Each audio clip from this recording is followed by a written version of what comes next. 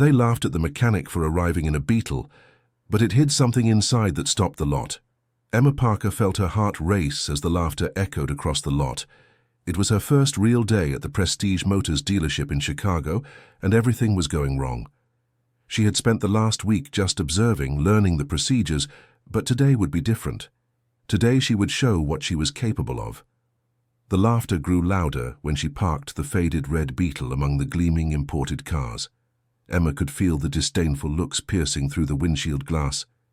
She took a deep breath, holding tightly to the handle of the worn bag that had belonged to her mother. Inside it, her father's notebooks weighed more than they should. "Look who's here," someone shouted from across the lot. The new mechanic came in a walking scrap heap. Emma got out of the car, trying to ignore the comments. Her fingers trembled slightly, but she forced a smile. She wore a simple yellow blouse and red pants, clothes she had chosen carefully the night before. She wanted to appear confident, professional, even knowing she would be judged before opening her mouth. "Good morning," she said, keeping her voice steady. No one answered. The 5 mechanics working there kept staring at the Beetle as if it were a walking joke. One of them, a tall man about 40, with an impeccable uniform, approached, shaking his head. "Did you really come to work at a luxury dealership with that thing?" he asked, pointing at the car. "We sell $500,000 vehicles here. Do you understand what that means?" "Yes, I understand," Emma replied, maintaining a respectful tone. "And I know that appearances can be deceiving." The man let out a short, humorless laugh. "Appearances? Honey, that's a 1972 Beetle. There's nothing deceptive about it. It's old, it's ugly, and it's staining our lot." Emma felt anger rising in her throat, but she swallowed it. She needed that job. She needed the opportunity. After years of working in small shops, always being underestimated, this was her chance to prove her worth.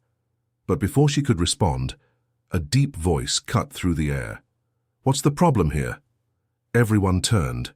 Richard Thompson, the dealership manager, was walking toward them with quick steps and a stern expression. He was a middle-aged man, with well-groomed grey hair and an impeccable suit. Emma had only known him for the past few days, but she already knew he was demanding and impatient. "Manager," the tall mechanic began, "the new employee brought this car here." Richard stopped beside the Beetle, looking it up and down with an expression Emma couldn't decipher. For a moment she thought she saw something beyond disdain, perhaps curiosity, but the impression passed quickly. "Emma, right?" he said, finally looking at her. "Yes, sir." "Did you really think it was appropriate to bring this vehicle here?" Emma opened her mouth to explain, but Richard raised his hand, interrupting her. "Look, I gave you a chance because your technical knowledge seemed solid in the interview. But this," he gestured toward the Beetle, "is disrespectful to the establishment's image. Our clients pay a lot of money for excellence. They expect to see professionals who breathe quality." "I understand your concern," Emma said, feeling she needed to act quickly.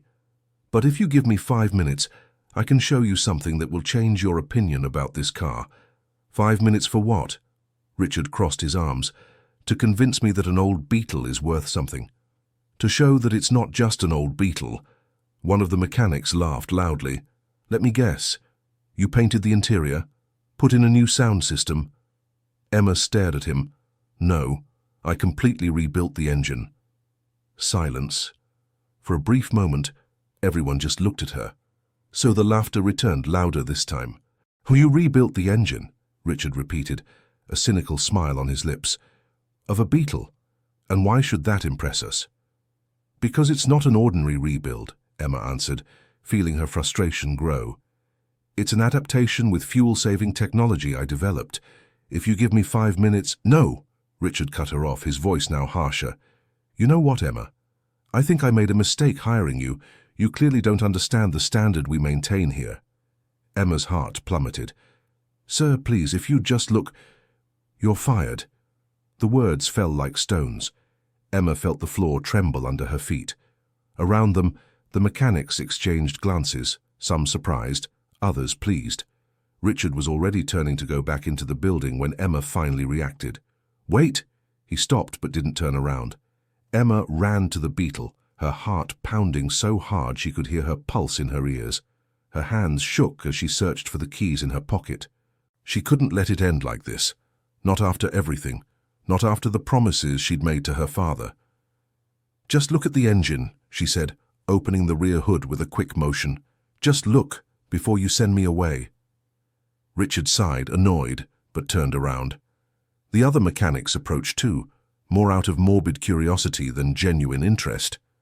Emma swung the hood open completely, revealing what was inside. The silence that followed was different.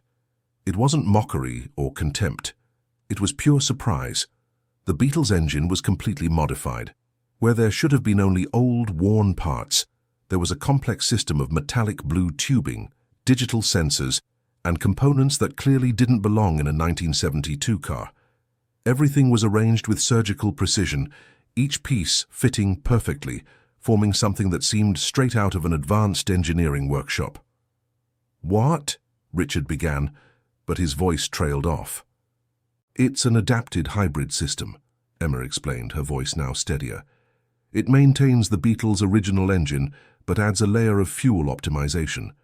The blue tubing is part of the thermal recycling system. It captures the heat wasted by the engine and converts it into additional energy." She pointed to a small black box installed in the center of the engine. "That's the digital controller. It monitors fuel consumption, temperature, and pressure in real time and automatically adjusts for maximum efficiency." And here she touched a set of small silver cylinders, are temporary energy storage cells. They work like batteries but without heavy chemicals. They use a pressure system I developed. "You did this?" asked the tall mechanic, his voice now different without the mocking tone. "With my father," Emma corrected. "But yes, we did it." Richard moved closer, his eyes now focused on the modifications. He reached out as if to touch them but stopped halfway. "May I?" Emma nodded. Richard examined the tubing, lightly touching the connectors, observing how everything fit together. Emma could see the change in his expression, doubt giving way to something that seemed like respect. "How much savings does this generate?" he asked, still examining the engine. Emma took a deep breath. This was the moment, the revelation that would change everything or confirm her as a fraud in their eyes. 80%. "What?" Richard stepped back, looking at her with disbelief. 80% fuel savings? That's impossible." "It's not," Emma said, keeping her gaze steady, "and I can prove it." She opened the driver's door and grabbed a tablet from the seat. She turned on the device and waited as it loaded.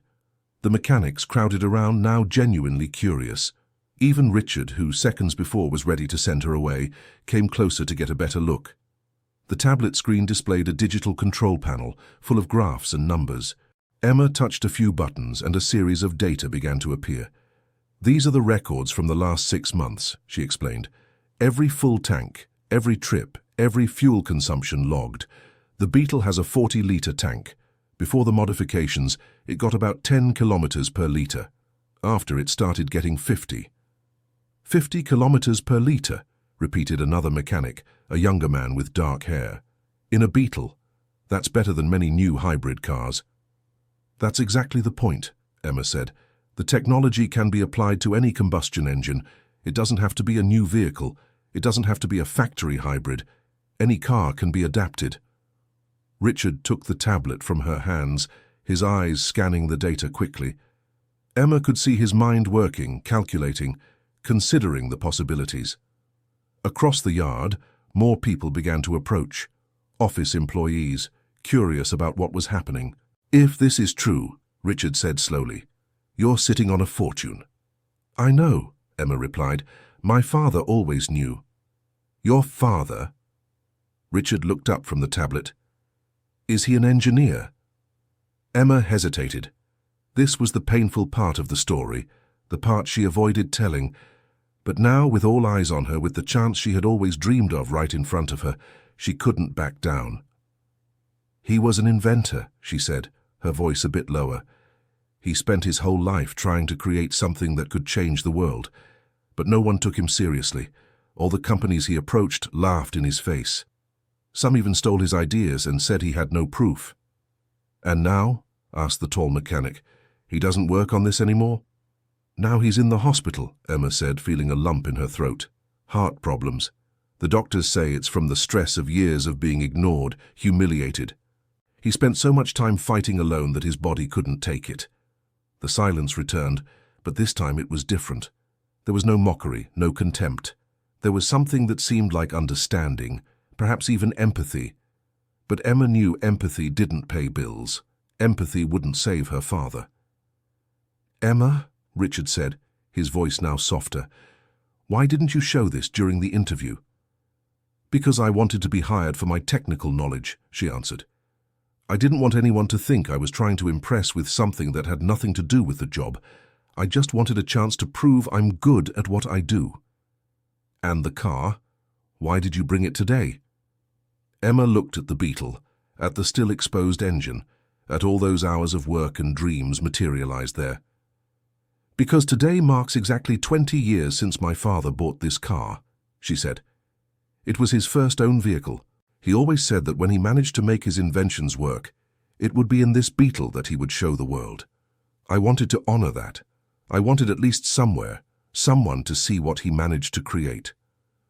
"And you thought a luxury dealership would be the right place?" Richard asked, but there was no more irritation in his voice. He seemed genuinely curious. "I thought people who truly understand cars, who work with the best in automotive technology, would be the only ones capable of recognizing the value of this," Emma replied. "Was I wrong?" Richard didn't answer immediately. He looked back at the engine, then at the tablet, then at Emma. His eyes narrowed, as if he were calculating something important. Finally, he sighed. "Do you have the patents registered?" The question caught Emma by surprise. "No, not yet. My father started the process, but he never had the money to complete it. It's expensive, and he—" "How long do you think it will take for others to start doing the same thing?" Richard interrupted. "You're driving around with this technology exposed. Anyone with technical knowledge can take pictures, copy the design." Emma felt a chill down her spine. She hadn't thought of that. She was so focused on showing her father's work, on proving they weren't frauds, that she hadn't considered the danger of exposing everything. She began, but didn't know what to say. "Look," Richard handed the tablet back to her, "you clearly have talent, and this technology, if it's really as good as it seems, is worth millions. But you're being naive. You need to protect it before showing it to anyone." "And my job?" Emma asked, hating how small her voice sounded. Richard looked around at the other mechanics, at the employees still watching from a distance. Then he looked back at Emma. "I can't rehire you in front of everyone after having fired you publicly," he said, and Emma's heart sank again. "It would look like I have favorites or that I'm indecisive. But—" He paused. "I know people. People who can help you register this properly to protect the invention. And then when everything is legal, maybe we can talk about a partnership." "Partnership?" Emma repeated, confused. "You have the technology. I have the contacts and the capital," Richard explained. "We can turn this into something big. But first you need to do everything the right way." It seemed too good to be true. Emma had learned, through her father's painful experiences, that when something seemed too good to be true, it usually was a lie. But looking at Richard, seeing the seriousness in his eyes, she wanted to believe. She wanted to believe that finally, after so long, things could work out. "What exactly are you proposing?" she asked, cautious. Before Richard could answer, the sound of a powerful engine cut through the air. Everyone turned to see a black Mercedes entering the yard. The car was new, shiny, and parked right next to the Beetle, as if wanting to make a deliberate contrast. From the Mercedes stepped out a man in an expensive grey suit, sunglasses, and a posture that screamed money. Emma didn't recognize him, but by the way Richard straightened up, she understood that this was an important person. "Mr. Cooper," Richard said, quickly walking toward the newcomer, "we weren't expecting you today." "Well," the man said, removing his glasses and revealing sharp eyes that immediately focused on the Beetle. "I stopped by to check on my car, but it seems I found something much more interesting." He approached the Beetle, and Emma felt all the muscles in her body tense up. There was something in the way he looked at the engine, an intensity that made her uncomfortable. "Is this yours?" he asked, pointing at the car. "Yes," Emma replied, trying to sound confident. "Interesting," he murmured, moving closer. "Very interesting indeed." Richard seemed nervous, shifting his gaze between Emma and the man. The other mechanics had stepped back, giving space. Emma realized that this Mr. Cooper was someone who made an impact, someone people respected or feared. "Do you know about mechanics?" Emma asked, just to break the uncomfortable silence. He let out a short laugh. "I know about business, dear, and I recognize an opportunity when I see one." He turned to Richard. "Who is she?" "Emma Parker," Richard replied quickly. "An acquaintance of mine. She brought this vehicle to show a technology she developed." Emma noticed how he avoided mentioning that she was an employee, or ex-employee, or whatever she was now. Mr. Cooper nodded, his eyes still fixed on the engine. "And this technology, does it work?" "From what we've seen, yes," Richard said. "The data shows significant fuel savings." "How significant?" Emma and Richard exchanged a look. She didn't know if she should answer, if she should trust that man. But before she could decide, Richard answered for her. 80%. Mr. Cooper became completely still. For a long moment, he just stared at the engine, processing that information. Then, slowly, a smile formed on his face. It wasn't a friendly smile. It was the smile of someone who had just found exactly what they were looking for. 80%, he repeated almost to himself. That would change the entire industry. "That was the goal," Emma said, finding her voice again. "My father always wanted to create something that made a real difference." "Your father?" Mr. Cooper looked at her with renewed interest. "Is he an engineer?" "He was an inventor." "Was? Has he passed away?" "No," Emma corrected quickly, hating the pain that came with those words. "He's hospitalized. Sick." Mr. Cooper nodded but didn't seem truly interested in her father's condition. His eyes returned to the engine, and Emma could almost see the calculations happening in his head. How much was it worth? How much could he make? "How much do you want?" he asked, straight to the point. "Excuse me?" "For the technology. How much do you want for it?" Emma was speechless. She hadn't thought about selling. Not immediately. Not before making sure she was protected, that her father would get the credit he deserved. It's not for sale," she finally said. Mr. Cooper laughed as if she had told a joke. "Everything is for sale, my dear. It's just a matter of price. $100,000. Emma felt her head spin. $100,000 was more money than she had ever seen in her life. It was enough to pay all her father's hospital bills, to settle the debts, to finally breathe. But it was also too little. She knew deep down that the technology was worth much more. "No," she said firmly. 200,000? "Mr. Cooper?" Richard interrupted, looking uncomfortable. "Perhaps this isn't the time." 300,000, the man continued, ignoring Richard completely. "Final offer." Emma looked at him, at those cold eyes that saw only numbers, only profit. She thought of her father, lying in a hospital bed, saying they should never accept less than they deserved. She thought of all the times he had been robbed, cheated, humiliated. And she thought of herself, standing there with everyone watching, waiting to see if she would be strong or if she would break. "The answer is no," she said, her voice clear and firm. "This is not for sale. Not to you, not to anyone. At least not now." The smile vanished from Mr. Cooper's face. For a moment, something dangerous flashed in his eyes. Then he composed himself, putting his glasses back on. "You'll regret this," he said, his voice low but clear. "People like you, with no experience, no protection, don't last long in this market. Someone will take that technology from you, with or without your permission, and when that happens, you won't see a single penny." "It's a risk I'm willing to take," Emma replied, even as she felt the fear growing in her chest. Mr. Cooper looked at Richard. "Is my car ready?" "Yes, sir. I'll get it now." Richard hurried out, leaving Emma alone with Mr. Cooper and the other mechanics who were watching the scene with varying expressions of shock and admiration. The man moved closer to Emma, so close she could smell his expensive cologne. "Do you remember your father's name?" he asked quietly, just for her to hear. "What?" "His name. What is it?" Emma didn't understand why, but something in the way he asked made her hesitate. Something was wrong. But before she could think better of it, the answer came out. "Henry Parker." Mr. Cooper became still, completely still. Then slowly something shifted in his expression, recognition or perhaps guilt. "Henry Parker," he repeated, as if testing the name on his tongue. "The inventor who tried to sue Auto America 15 years ago." Emma Parker's heart stopped. How did that man know about that? The lawsuit had been buried, settled out of court, with her father receiving a pittance in compensation and having to sign non-disclosure agreements.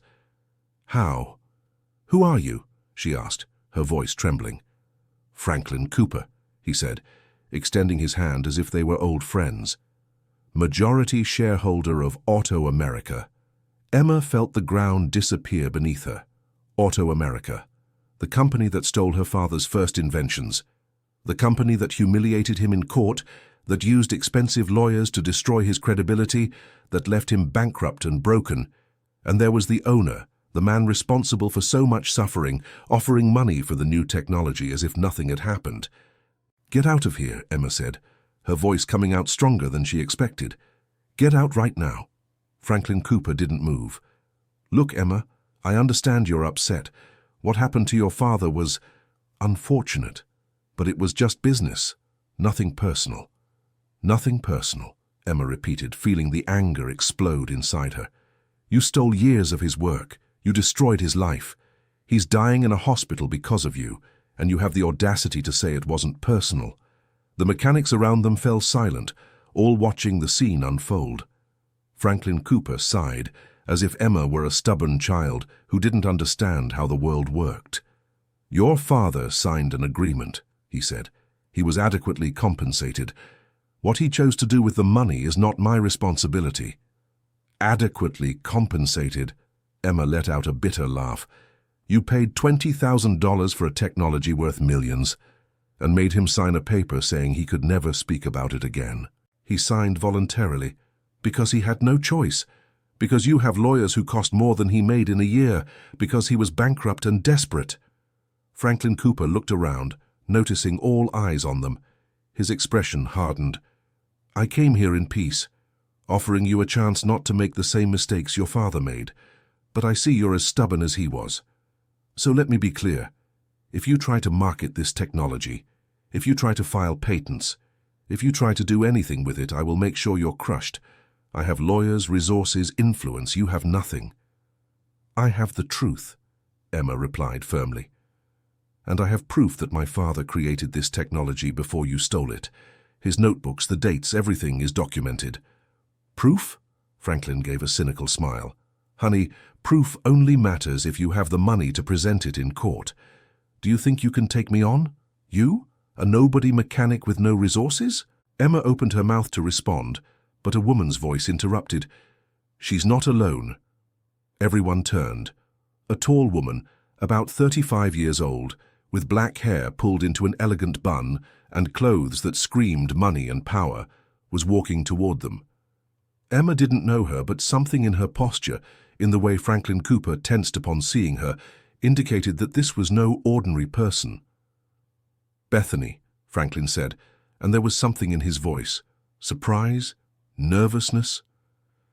"Franklin," the woman replied, stopping beside Emma. "Still harassing inventors who might threaten your profits? This is none of your business." "Oh, but it is." Bethany smiled, but there was no warmth in that smile. "You know, Franklin, I was over at the cafe when I heard you offering money for this young lady's technology, and I couldn't help but remember, so many similar cases over the years, including my brother." Franklin paled. "Your brother? Alexander Smith. Do you remember him? The chemical engineer who developed a revolutionary fuel additive, the one you hired just to get access to his research, and then fired him claiming incompetence? Emma Parker looked between the two, trying to understand what was happening. Bethany continued, her voice cold as ice. My brother hanged himself 2 months after being fired. He left a letter explaining how you systematically destroyed him, how you made it impossible for him to find work anywhere, how you ruined his reputation. That's a serious accusation, Franklin said, but his voice no longer held the same confidence. You have no proof. I didn't, Bethany corrected. But I spent the last 5 years gathering evidence, talking to other people you destroyed, documenting every case. And you know what I discovered, Franklin? You have a pattern, a very clear pattern of finding desperate inventors, offering money when they're vulnerable, stealing their ideas, and then making them sign silence agreements. She turned to Emma. Your father is Henry Parker, right? Emma nodded, still stunned. I came across his case during my research, Bethany continued. I read the court documents, the agreements. It was one of the most shameless. And when I heard you defending him just now, I knew I had to intervene. Who are you? Emma asked. Bethany Smith, an intellectual property attorney. And now, if you want, your attorney too. Emma felt tears burning her eyes, but blinked them away. She couldn't cry now. Not in front of Franklin Cooper. Not when finally, someone was on her side. How much do you charge? She asked, her voice trembling. For this case? Bethany looked at Franklin with a dangerous glint in her eyes. Nothing. Let's call this revenge pro bono. Franklin Cooper took a step back, and for the first time since he'd arrived, he seemed genuinely worried. You don't know who you're dealing with, he said, but the threat sounded empty. No, Bethany replied. It's you who doesn't know who you're dealing with. I spent 5 years preparing to destroy you, Franklin. 5 years gathering evidence, talking to victims, building a case, and now you've given me the perfect gift, a fresh witness with documented technology in front of witnesses. You just committed the same crime you've been committing for decades, but this time, everyone saw. She gestured to the mechanics around them, to the staff watching, to the security cameras in the yard that had certainly recorded everything. So here's what's going to happen, Bethany continued, her voice now taking on a professional tone. You're going to leave here. You're going back to your office, and you're going to wait. Because when I finish preparing the lawsuit against you, it won't just be about Emma and her father. It will be about everyone. All the people you destroyed, all the ideas you stole, all the lives you ruined. And this time, Franklin, there won't be any silence agreement to save you. Franklin opened his mouth, closed it, opened it again. Emma could see panic growing in his eyes. Finally, he turned and walked toward his Mercedes, his steps stiff, his back tense. Richard had returned with his car, a shiny black Audi, but Franklin didn't even look. He just got into the Mercedes and sped out of the yard, tires screeching on the asphalt. For a long moment, nobody moved. Then, slowly, the mechanics began to applaud. It wasn't loud or theatrical applause. It was respectful, almost reverent. Emma felt the tears finally flow, but now they were tears of relief, of hope, of something she hadn't felt in a long time. Thank you, she said to Bethany, her voice choked. I don't even know how to thank you. You don't need to thank me, Bethany replied, her expression softening. You just need to tell me everything, every detail about your father's technology, about what happened, about the notebooks. We'll need everything to build the case. Emma nodded, wiping her tears with the back of her hand. I can do that, but first, I need to visit my father. I need to tell him what happened. He'll want to know that finally, after so many years, someone believes him. Of course, Bethany said. Give me your phone.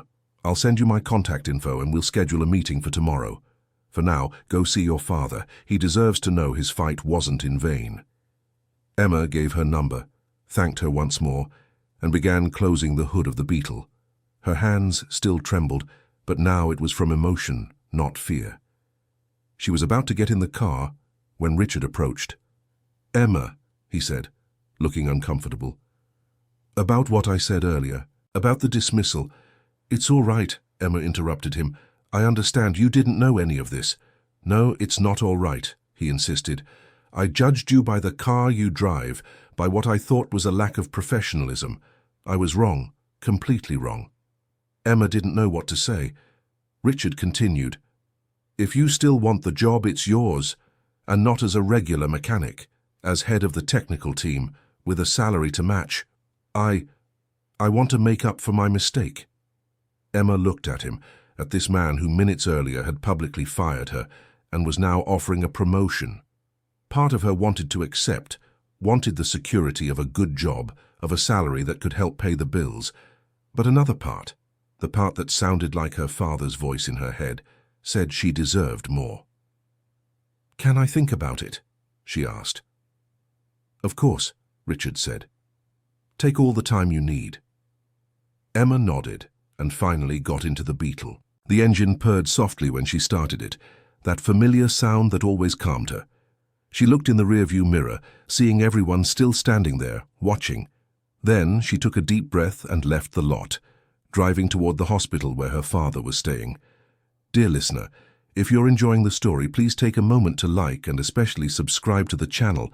It really helps us who are just starting out. Now continuing. The hospital was 20 minutes from the dealership, but to Emma it felt like an eternity. Her mind wouldn't stop replaying everything that had happened. Franklin Cooper, Bethany Smith, Richard's offer. It was all too much, happening too fast.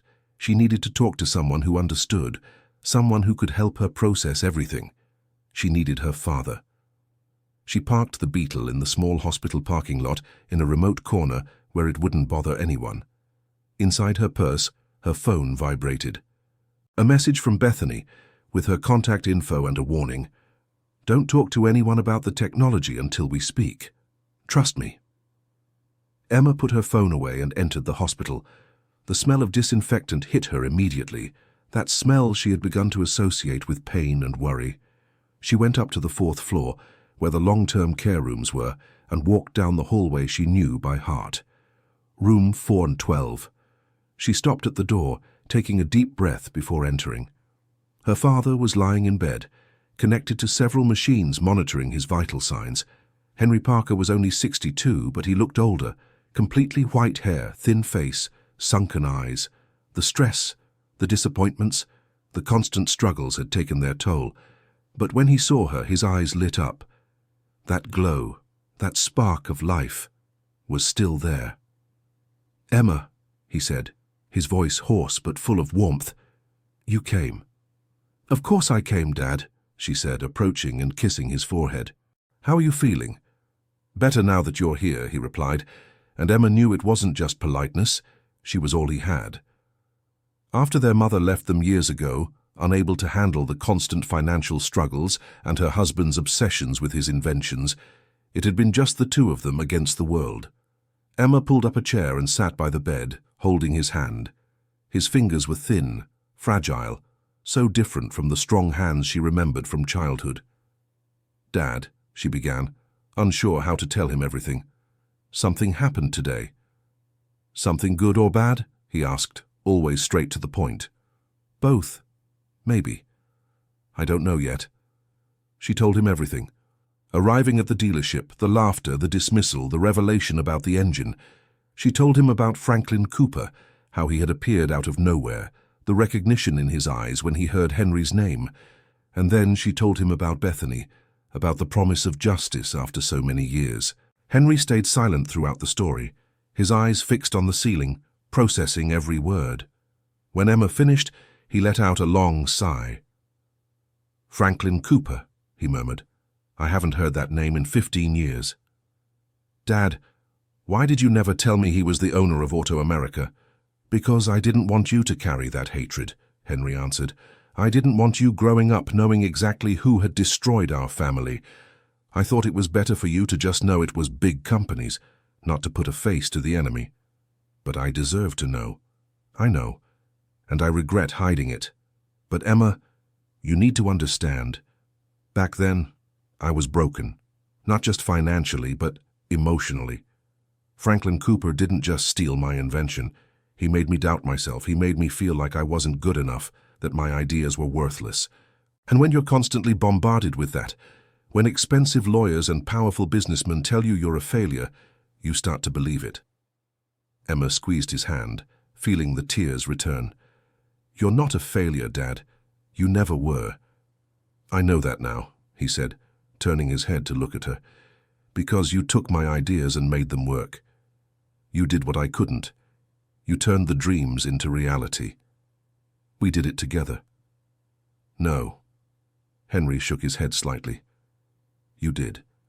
I gave you the foundation, but you were the one with the patience, the dedication, the intelligence to turn those crazy sketches into something real. And I'm prouder of you than I can express. Emma couldn't hold back the tears. She lowered her head, letting them fall freely.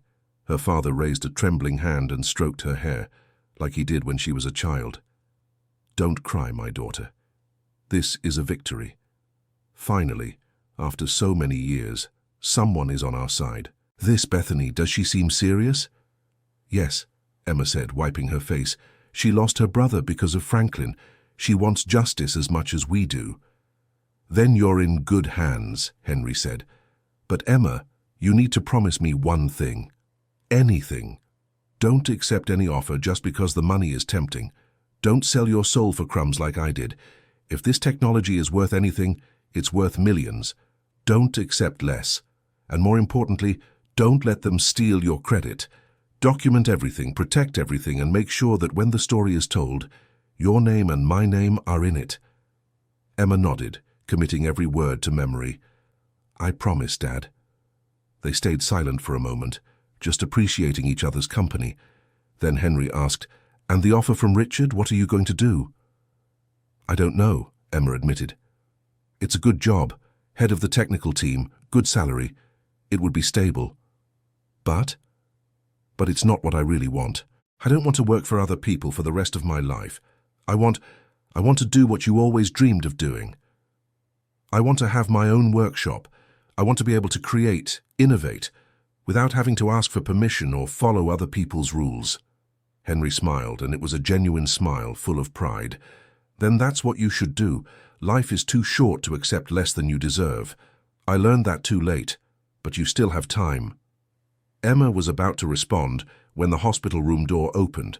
A nurse entered, bringing the afternoon medication. She smiled at Emma, recognizing her from the daily visits. Hi, Emma. Your father seems more lively today. What have you two been talking about? Just about the future, Emma replied, returning the smile. Good, good. Mr. Henry, I'll need you to take these medicines and then rest a bit, all right? Henry grumbled but obeyed, taking the pills with the water the nurse offered. Emma knew that was her cue to leave, to let her father rest. She stood up, kissed his forehead again, and whispered, I'll make you proud, Dad. I promise. You already make me proud every day, he replied, his eyes already growing heavy from the medication. Emma left the room with a lighter heart than when she had entered. For the first time in a long while, she felt that things could work out. It wouldn't be easy, she knew that. Franklin Cooper wasn't the kind of man who would give up without a fight, but now she wasn't alone.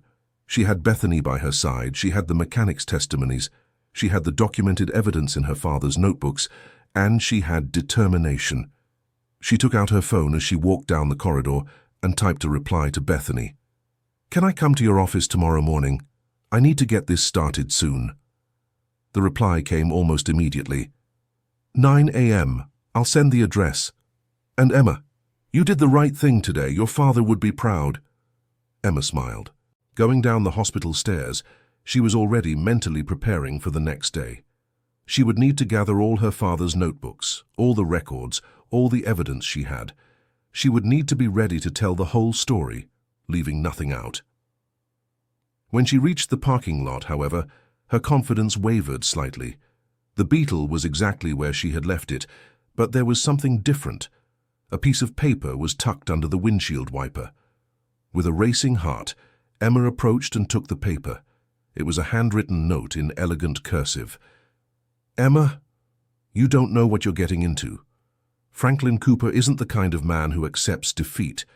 If you continue with this, you'll regret it. This is your only chance to back out. Don't waste it.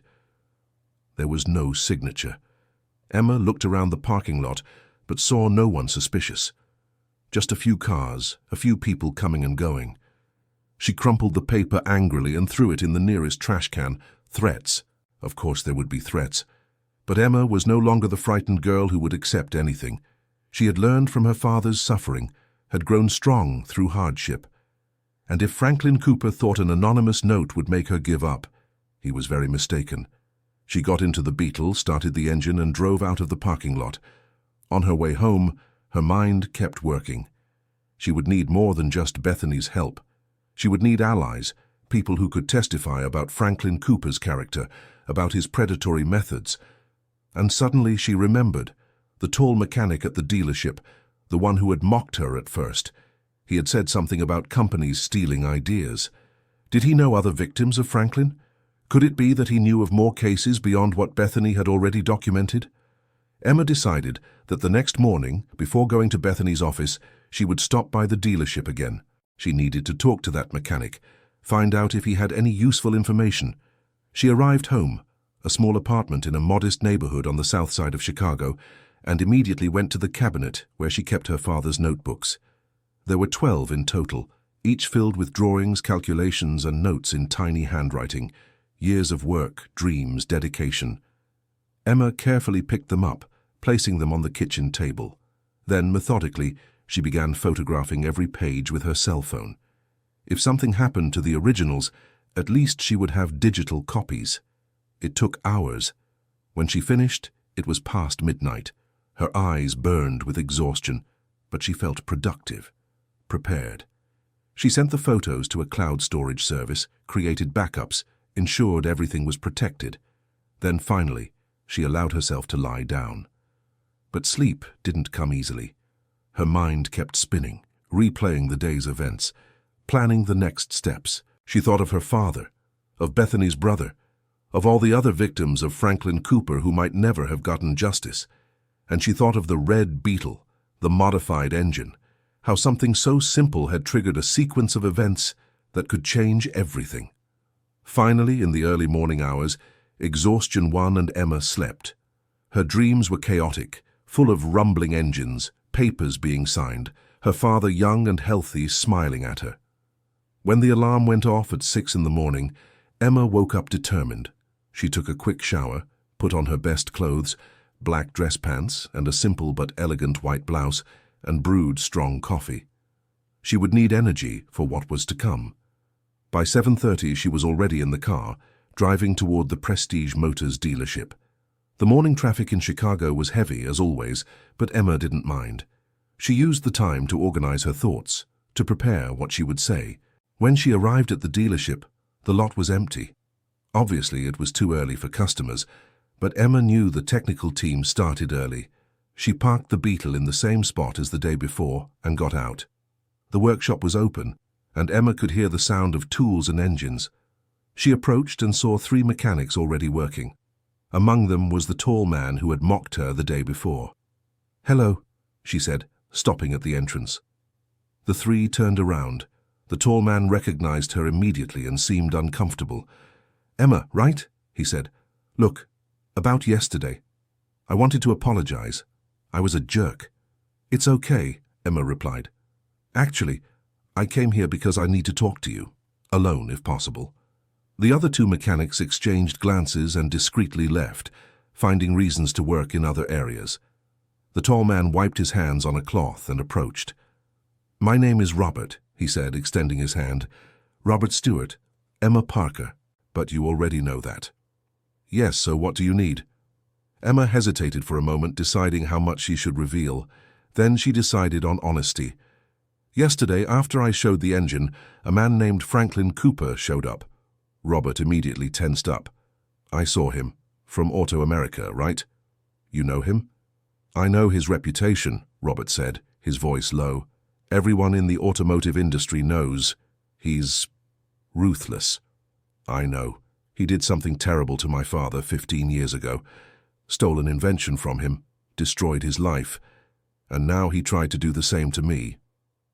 Robert didn't seem surprised. "He does that. It's practically his modus operandi. He finds people with good ideas but no resources, offers crumbs, and when they refuse, he makes their lives impossible." "Do you know other people who went through this?" Robert looked around, as if checking if anyone was listening.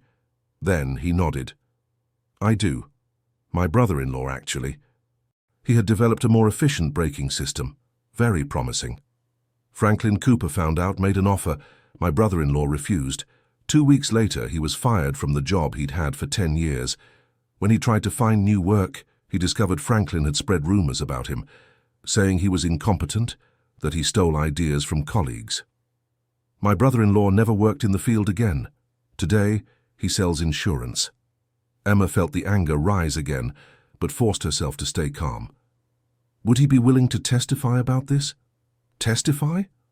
Robert seemed nervous. Look, Emma, I understand what you're trying to do, but you need to understand that Franklin Cooper has a lot of power. He can destroy lives with one phone call. My brother-in-law is afraid of him, many people are. And that's why he keeps doing it, Emma replied firmly. Because everyone is afraid. But what if we're not afraid anymore? What if we join together and show what he really is? Robert looked at her for a long moment, and Emma could see the conflict in his eyes. Finally, he sighed. Let me talk to my brother-in-law. I can't promise anything, but I'll try. He deserves justice, even if he's afraid to seek it. Thank you, Emma said, feeling warmth in her chest. Thank you so much.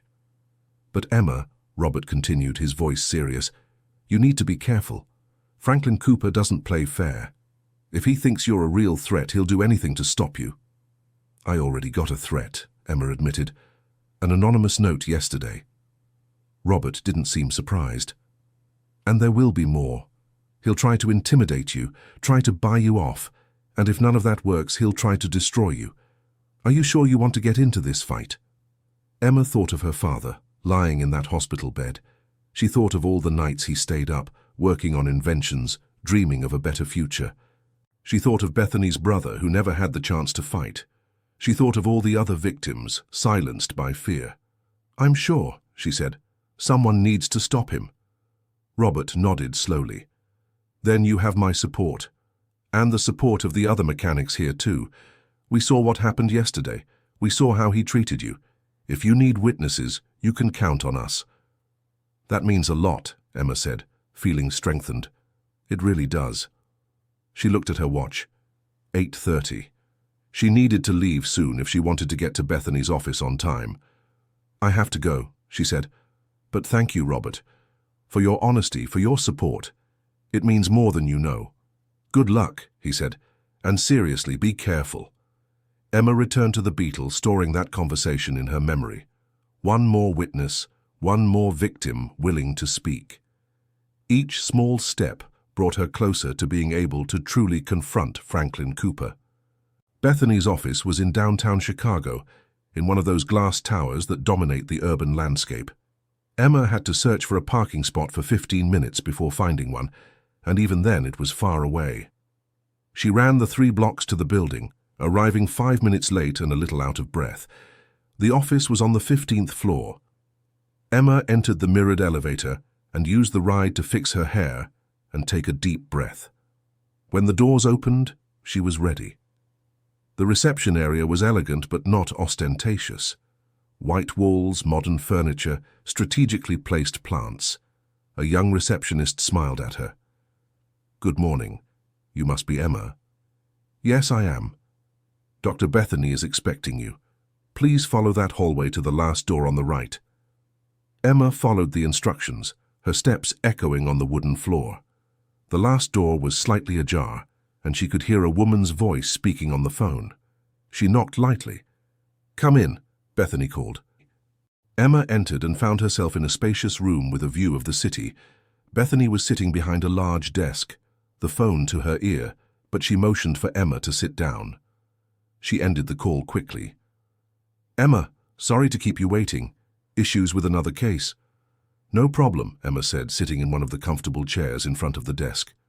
So, Bethany leaned forward, clasping her hands, let's get straight to the point. I spent the night researching more about your father and Franklin Cooper. I found some interesting things.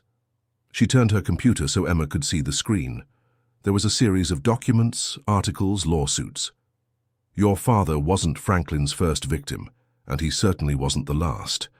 Over the past 20 years, there are at least 15 documented cases of inventors or engineers who had their ideas stolen or were forced into unfavorable deals with Auto America.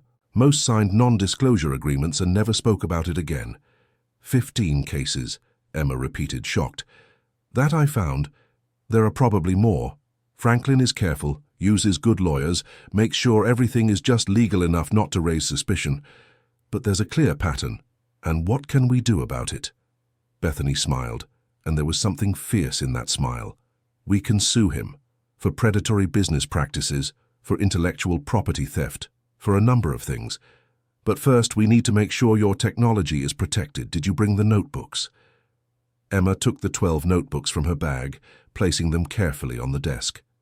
Bethany picked them up with reverence, flipping through them slowly. This is incredible, she murmured. The level of detail, the notes, the dates. This is pure gold in terms of evidence. Your father documented everything meticulously. He was always organized, Emma said, pride in her voice. He said one day it would be important to have proof. He was right. With these notebooks, we can prove that the technology was developed by him over decades. We can establish a clear timeline, and more importantly, Bethany looked at Emma, we can show that any similar technology Franklin Cooper developed was based on your father's stolen work. How do we do that? First, we'll file the patents. I'll connect you with an intellectual property specialist who works with me. He'll expedite the process, make sure everything is done correctly. Second, we'll start gathering witnesses. You said the mechanics at the dealership saw everything yesterday. Yes. And one of them, Robert, told me his brother-in-law was also a victim of Franklin. He's going to try to convince him to testify. Perfect. The more witnesses, the better. And third, Bethany leaned back in her chair, we go to the media. To the media? Emma hadn't expected that. Yes. Public opinion is a powerful tool. If we can make the story go viral, show Franklin Cooper for the predator he is, it will be much harder for him to silence you. He can buy lawyers, he can use intimidation, but he can't buy the entire internet. Emma considered this. It made sense, but it was also scary. Making everything public meant there was no turning back. It meant putting a target on her back. What if he retaliates? She asked. What if he tries to do to me what he did to my father? He will try, Bethany said honestly. But this time it will be different. This time he's not dealing with a lone inventor with no resources. He's dealing with you, with me, with witnesses, with documented evidence, and more importantly, this time, people are watching. Emma thought for a long moment. It was a huge risk, but it was also a chance to finally make things right. Okay, she said finally. Let's do it. Let's make everything public. Bethany smiled, a smile full of determination and something that seemed like vengeance. Great, then let's get started. In the weeks that followed, Emma's life turned upside down. Bethany wasn't kidding when she said they would go to the media. In 3 days, the story was on all the major tech and automotive blogs. Within a week, major news portals began covering it. The headline was always similar. Mechanic accuses Auto America magnate of stealing her father's inventions. The reaction was immediate and divided. Many people supported Emma, sharing the story, commenting on how big corporations always crushed small inventors. But others called her an opportunist, someone trying to squeeze money out of a successful man. And Franklin Cooper didn't stay silent. 2 days after the first report, he held a press conference. Emma watched from home, her stomach churning, as he denied all accusations with a rehearsed calm. These allegations are completely unfounded, he said, looking directly into the cameras. Henry Parker was adequately compensated for his work 15 years ago. He signed an agreement voluntarily. As for his daughter, I admire her dedication to her father, but she is being misled by people who have their own reasons to slander me. He didn't mention Bethany by name, but the message was clear. And then came the blow. Auto America has always respected intellectual property, Franklin continued. In fact, we have our own patents registered since 2012 for technologies similar to those Miss Parker claims to have developed. If anyone is trying to steal ideas here, it certainly isn't us. Emma felt her blood run cold. Patents, Since 2012. How was that possible? She called Bethany immediately. Did you see? Was all she could say. I saw. I'm already checking. Give me half an hour. It was 40 agonizing minutes. When Bethany called back, her voice was tense. He's lying. Partially. There is a patent from 2012, yes, but it's vague, generic. It only covers basic concepts of thermal reuse, nothing specific like your father's technology. It's the kind of patent big companies file to cover any future possibility, not because they actually developed something. But can he use this against me? He will try, but we have your father's notebooks dated back to 1995. We have progressive development, detailed work that his patent doesn't have. We'll beat this in court. Trust me. Emma wanted to trust, but doubt had been planted, and Franklin Cooper knew it. In the following days, things got worse. Emma started getting strange calls at odd hours. Always silence on the other end, just someone breathing. She changed her number twice, but it always started again. Then came the emails, hundreds of them from anonymous accounts, all saying horrible things. That she was a fraud, a liar, that she should be ashamed of slandering an honest man. Some were threatening, saying she would pay for her lies. Bethany got a court order to trace some accounts, but they all led to public computers or untraceable connections. Whoever was orchestrating this knew how to cover their tracks. The worst, however, was when it reached the hospital.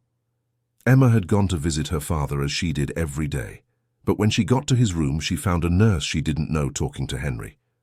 The woman had a professional air, but something about her bothered Emma. "Can I help you?" Emma asked from the doorway. The nurse turned, smiling in a way that didn't reach her eyes. "Oh, you must be the daughter. I was just asking Mr. Henry a few questions about his medical history, for the records." "I already gave all that information when he was admitted," Emma said, suspicious. "Yes, but we need to update it periodically. You know how hospital bureaucracy is." The nurse left, but Emma couldn't shake the feeling that something was wrong. She approached her father. "Dad, what was she asking?" Henry seemed confused. "Strange things. About the inventions, about the notebooks, about where they were kept. I found it strange for a nurse to be interested in that." Emma's heart raced. "Did she ask anything about the notebooks specifically?" "She asked if I had made copies, if there were more people with access to the notes. I said no, that you had everything." "Why? Is something wrong?" Emma ran to the hallway looking for the nurse, but she had already disappeared. She went to the nursing station. "The woman who was in room 412, where is she?" The nurse on duty looked at her confused. "What woman?" "The nurse who was with my father just now." "Emma, I'm the only one on duty on this floor right now. There's no one else." Fear set in. Someone had pretended to be a nurse to interrogate her father. Someone who worked for Franklin Cooper, no doubt. But what was more frightening was what this meant. They knew she visited her father every day. They were watching. Emma returned to the room and told Henry everything. His expression darkened. "Emma, this is getting dangerous." "I know, Dad." "No, you don't understand. Franklin Cooper is capable of anything. If he's sending people to infiltrate the hospital, what else is he willing to do?" Emma had no answer for that. She called Bethany, who was equally alarmed. "I'll request security for the hospital," Bethany said. "And you, Emma, need to be careful. Don't walk alone at night. Vary your routes. Always let someone know where you'll be." "This is ridiculous," Emma said, but her voice trembled. "Does he really think he can intimidate me like this?" "He not only thinks so, he knows he can. He's done it before, Emma. Robert's brother, that brother-in-law you mentioned, I managed to talk to him. Want to know what Franklin did when he refused to sell his invention? He hired someone to break into his house and steal all the prototypes. The man could never prove anything, never saw the intruders' faces, but the message was clear." Emma felt nauseous. What had she gotten herself into? But then she looked at her father, at that man who had fought his whole life and lost everything, and knew she couldn't give up now, not when they were so close. "What do we do then?" she asked. "We move forward, but carefully. And Emma, the notebooks. Do you still have them at home?" "Yes, locked in the cabinet." "Bring them to my office tomorrow. I'll keep them in the safe here, it's more secure." Emma agreed. That night, she went home by a different route, constantly checking the rearview mirror to see if she was being followed. Her apartment seemed smaller, more vulnerable. She locked all the doors and windows, put a chair against the front door, and slept with the phone by the bed. But her sleep was restless. Every little noise woke her, her heart racing. In the morning, she was exhausted, but determined. She took the notebooks, put them in a backpack, and left early. The trip to Bethany's office was tense. Emma kept checking if she was being followed, stopping suddenly, changing lanes without signaling. When she finally reached the building, she was a bundle of nerves. In the office, Bethany greeted her with coffee and a worried expression. "You look awful." "I didn't sleep," Emma admitted, handing over the backpack. "Here are the notebooks." Bethany immediately stored them in the safe behind her desk. "Good, now they're safe, and I have news, good and bad. Start with the bad. Franklin Cooper is counter-attacking legally. He filed a defamation lawsuit against you and me, claims we ruined his reputation with false accusations." Emma felt the floor disappear. Can he do that? He can, and he will. It's an intimidation tactic. The lawsuit won't go anywhere because we have evidence for everything we said, but it will cost time and money to fight it. He knows that. He wants to wear us down, drain us financially. And the good news? Bethany smiled, and there was triumph in that smile. "I found 3 more victims willing to testify. One of them is an engineer who worked directly with Franklin 8 years ago. She has emails, messages, concrete evidence of how he stole a project from her. She was afraid to speak up before, but when she saw the impact of your case, she decided to join us." Emma felt a wave of relief. More witnesses meant a stronger case. "And there's more," Bethany continued. "Remember I told you my brother left a letter? I always kept it. And in that letter, he mentioned other names. People who worked at Auto America and saw wrong things happening. I managed to track down 2 of them. They agreed to talk with us off the record for now, but it's a start." "That's amazing," Emma said, feeling hopeful for the first time in days. "Don't celebrate yet," Bethany warned. "Franklin Cooper has endless resources. He can drag this out for years if he wants. And based on what you told me about the hospital, he's not above dirty tactics. We need to be prepared for this to get much worse before it gets better." Emma nodded. She knew Bethany was right, but she also knew she had already gone too far to turn back. The weeks turned into months. Franklin's defamation lawsuit progressed slowly, with endless hearings and mountains of paperwork. Bethany and her team worked tirelessly, but the strain was visible. Emma, meanwhile, tried to maintain some normalcy. She had formally refused Richard's offer to return to the dealership. Instead, she started giving private mechanics lessons, charging little but enough to pay the bills. Money was tight, very tight, but she refused to ask for help. Her father was slowly improving. The doctors said the treatment was working, that perhaps in a few months he could be discharged. But Henry was different. Emma's fight against Franklin had rekindled something in him, a flame that seemed extinguished. He wanted to help, he wanted to be involved, but his body was still fragile. It was during one of these visits to the hospital that everything changed again. Emma had arrived early, bringing documents that Bethany had asked her father to review. When she entered the room, Henry was sitting on the bed, talking to someone. A woman with her back turned, grey hair tied in a ponytail. When the woman turned around, Emma stopped at the door, frozen. "Mom." Anna Parker was 58, but she looked older. Deep lines marked her face, and there was a sadness in her eyes that Emma didn't remember seeing when she left 10 years ago. "Emma," Anna said, her voice trembling. "My daughter." Emma didn't know what to feel. Anger, relief, confusion, all of that and more. She looked at her father, searching for explanations. "I called her," Henry said softly. "I thought she should know what's happening, what you're facing." "After 10 years?" Emma said, her voice harsher than she intended. "After abandoning us, now you want to know?" Anna flinched but didn't look away. "I know I have no right to be here. I know I hurt you. I hurt both of you. But when your father called me, when he told me about the lawsuit, about Franklin Cooper, I had to come." "Why?" Emma crossed her arms. "What can you do? What do you know about this?" Anna hesitated, exchanging a look with Henry. There was something there, something unspoken. Finally, she sighed. "Because I know Franklin Cooper, personally." Emma felt as if she had been punched in the stomach. "What?" "Sit down, Emma," Henry said gently. "This will be hard to hear." Emma sat, her legs suddenly weak. Anna pulled up a chair and sat too, her hands trembling slightly. "When I left you," Anna began, her voice low, "it wasn't just because I was tired of the financial struggles. That was part of the reason, yes, but not all of it. The truth is, Franklin Cooper approached me." "He what?" Emma could barely process that. "It was right after the lawsuit, after your father signed the agreement. I was furious, hurt, feeling like we had lost everything. And then Franklin showed up. He said he admired my courage for sticking by a failed dreamer for so long. He offered me a job with a good salary in exchange for information." "Information about Dad?" Emma felt nauseous. "You spied for him." Tears began to stream down Anna's face. "No, God, no, I would never do that. But he wanted me to.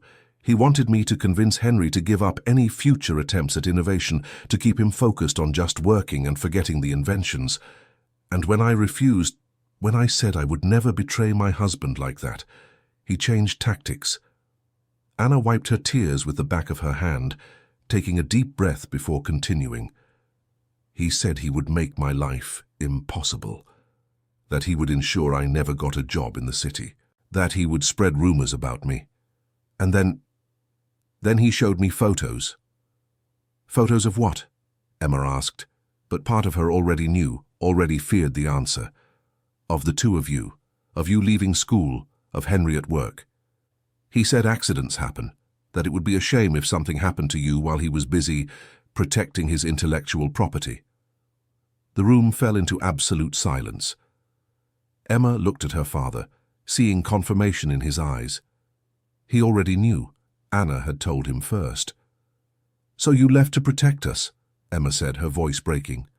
"I left because I was a coward," Anna replied, her voice full of self-reproach. "Because I was afraid.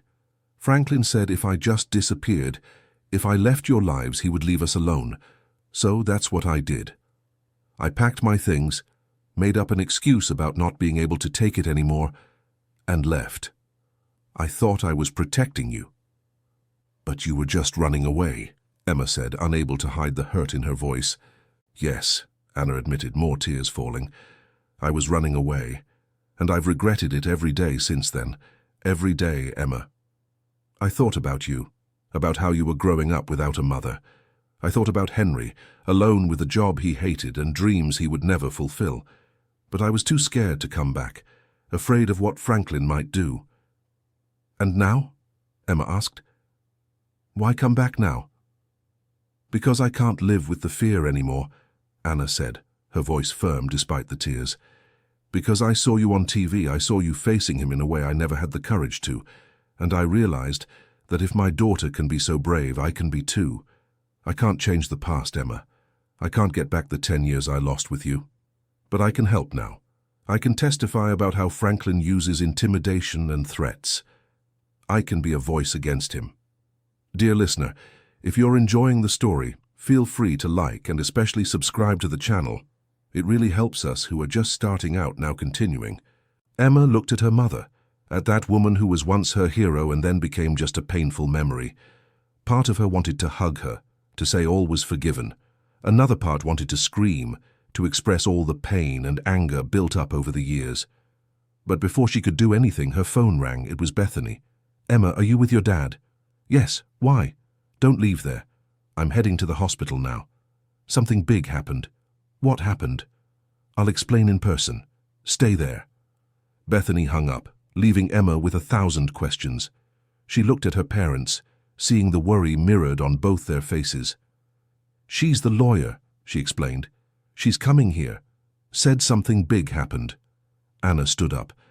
"I should go. I don't want to be in the way." "No," Henry said, his voice surprisingly strong. "Stay. You said you want to help, so stay and help." Anna hesitated, looking at Emma for approval. Emma didn't know what to say, so she just nodded. Anna sat back down, and the three of them waited in tense silence for Bethany to arrive. 20 minutes later, Bethany entered the room like a hurricane, carrying a thick folder and an expression like she'd just won the lottery. "You won't believe what I found," she said without preamble. "What is it?" Emma asked. Bethany looked at Anna, clearly surprised to see her there. "And you are—" "Anna Parker, Emma's mother." "The mother," Bethany repeated, and there was recognition in her voice. She looked at Emma. "Does she know?" "Know what?" "About what I was investigating, about why your mother left." Emma was confused. "You were investigating my mother, not your mother specifically. But when I started digging into Franklin Cooper's past, I found a pattern. He didn't just steal ideas. He also destroyed families. He found weaknesses, people close to the inventors, and used them as leverage. In at least 8 cases I documented, spouses left the inventors soon after Franklin got involved." Anna paled. "Did you know about this?" Emma asked. "I suspected," Bethany admitted, "but I didn't have proof. Until now." She opened the folder and spread several documents on the bedside table. "Yesterday, one of Auto America's former employees came to me. She worked in the legal department for 5 years and was recently fired. She's furious and wants revenge, and she brought this." Bethany pointed to the documents. Emma moved closer and started reading. They were emails, internal messages, memos, all detailing strategies for how to handle problematic inventors. And in the middle of it, a familiar name, Anna Parker. "He documented it," Emma said, shocked. "He actually documented threatening my mother." "Not just threatened," Bethany corrected. "There's a complete plan here. How he hired investigators to follow you and your father. How he planned to approach your mother specifically, because he identified she was emotionally vulnerable. How he used psychological intimidation to make her leave. It's all here, Emma, in black and white." Anna was openly crying now, her hands covering her face. Henry struggled out of bed and went to her, placing a hand on her shoulder. "It wasn't your fault," he said softly. "You were manipulated, threatened. I understand now." "But I should have been stronger," Anna sobbed. "I should have fought." "He's an experienced predator," Bethany said, her voice gentle but firm. "He knows exactly how to break people. You weren't the first, and certainly won't be the last. But now, finally, we have proof of it. We can expose not just what he did with the inventions, but also how much he emotionally destroyed these people's families." Emma was still trying to process everything. 10 years of hurt, of feeling abandoned, and now discovering it had all been orchestrated by Franklin Cooper. The anger she felt wasn't just for herself or her father. It was for all the victims, for all the destroyed families, for all the pain caused by a man driven only by greed. "What do we do now?" she asked, her voice hard. "Now," Bethany said, gathering the documents, "we go to war. For real. It's no longer just about intellectual property. It's about a systematic pattern of abuse, intimidation, and destruction. And with these documents, with your mother's testimony, with all the other victims joining us, and Emma, we can actually take him down. How long will it take? Months, maybe years. Franklin will fight with everything he has. But in the end, justice will be served." Emma looked at her mother, at that broken woman trying to get back up. She looked at her father, physically fragile but strong in spirit. And she thought of all the other families, all the other victims, still suffering in silence. "Then let's do it," she said. "Let's take him down." The months that followed were the most difficult of Emma's life. The lawsuit against Franklin Cooper expanded, now including not only intellectual property theft, but also harassment, intimidation, and predatory business practices. Every week seemed to bring a new victim, a new story of suffering caused by the tycoon. The media ate up the story with a fork and knife. Franklin Cooper, the respected businessman, the philanthropist, was actually a monster who destroyed lives to increase his profits. Auto America's stock plummeted. Investors began to pull away. Business partners terminated contracts. But Franklin didn't give up easily. He hired the country's best lawyers, experts at defaming witnesses and creating reasonable doubt. Every hearing was a battle, every testimony a minefield. Emma had to testify 3 times. Each time, Franklin's lawyers tried to discredit her, painting her as an opportunist looking for easy money. It was humiliating, exhausting, devastating. But she wasn't alone. Bethany was always by her side, countering every attack with surgical precision. Anna testified too, detailing the intimidation she had suffered. Her voice trembled, but she didn't back down. Henry, finally discharged from the hospital, attended every hearing. His presence was a constant reminder of the human cost of Franklin's actions. The jurors saw him, old and fragile, but with eyes still shining with determination, and something in their expressions changed. Robert, the mechanic, testified along with his brother-in-law. Other inventors told their stories. The engineer Bethany had found showed devastating emails. The former legal department employee detailed internal tactics that even shocked the jurors. And slowly, hearing after hearing, week after week, month after month, the case built up. It wasn't fast. It wasn't easy. There were moments when Emma wanted to give up, when the pressure seemed too much. There were nights when she cried alone, thinking how much easier her life would have been if she had simply accepted Franklin's initial money. There were days when looking in the mirror and seeing the deep, dark circles, the exhaustion etched on her face, made her question if it was worth it. But then she remembered her father, all the nights he spent working on inventions, dreaming of a better future. She remembered the other victims, whose lives were destroyed and who never had a chance to fight. She remembered Bethany's brother, who never came home, and she moved forward. During this time, something unexpected happened. Anna didn't leave. She stayed, rented a small apartment near the hospital where Henry had been, and slowly began rebuilding a relationship with Emma and her ex-husband. It wasn't easy. There was a lot of pain, a lot of accumulated hurt, but there was also love, buried under years of separation, but still there, waiting to be reawakened. Emma found herself wanting to know her mother again, not as the perfect woman from childhood memories, but as the flawed, real person she was. Henry and Anna didn't become a couple again, but they developed a cautious friendship.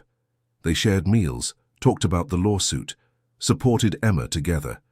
It was strange, different, but it worked. And Emma, in the midst of all the chaos of the lawsuit, found herself growing.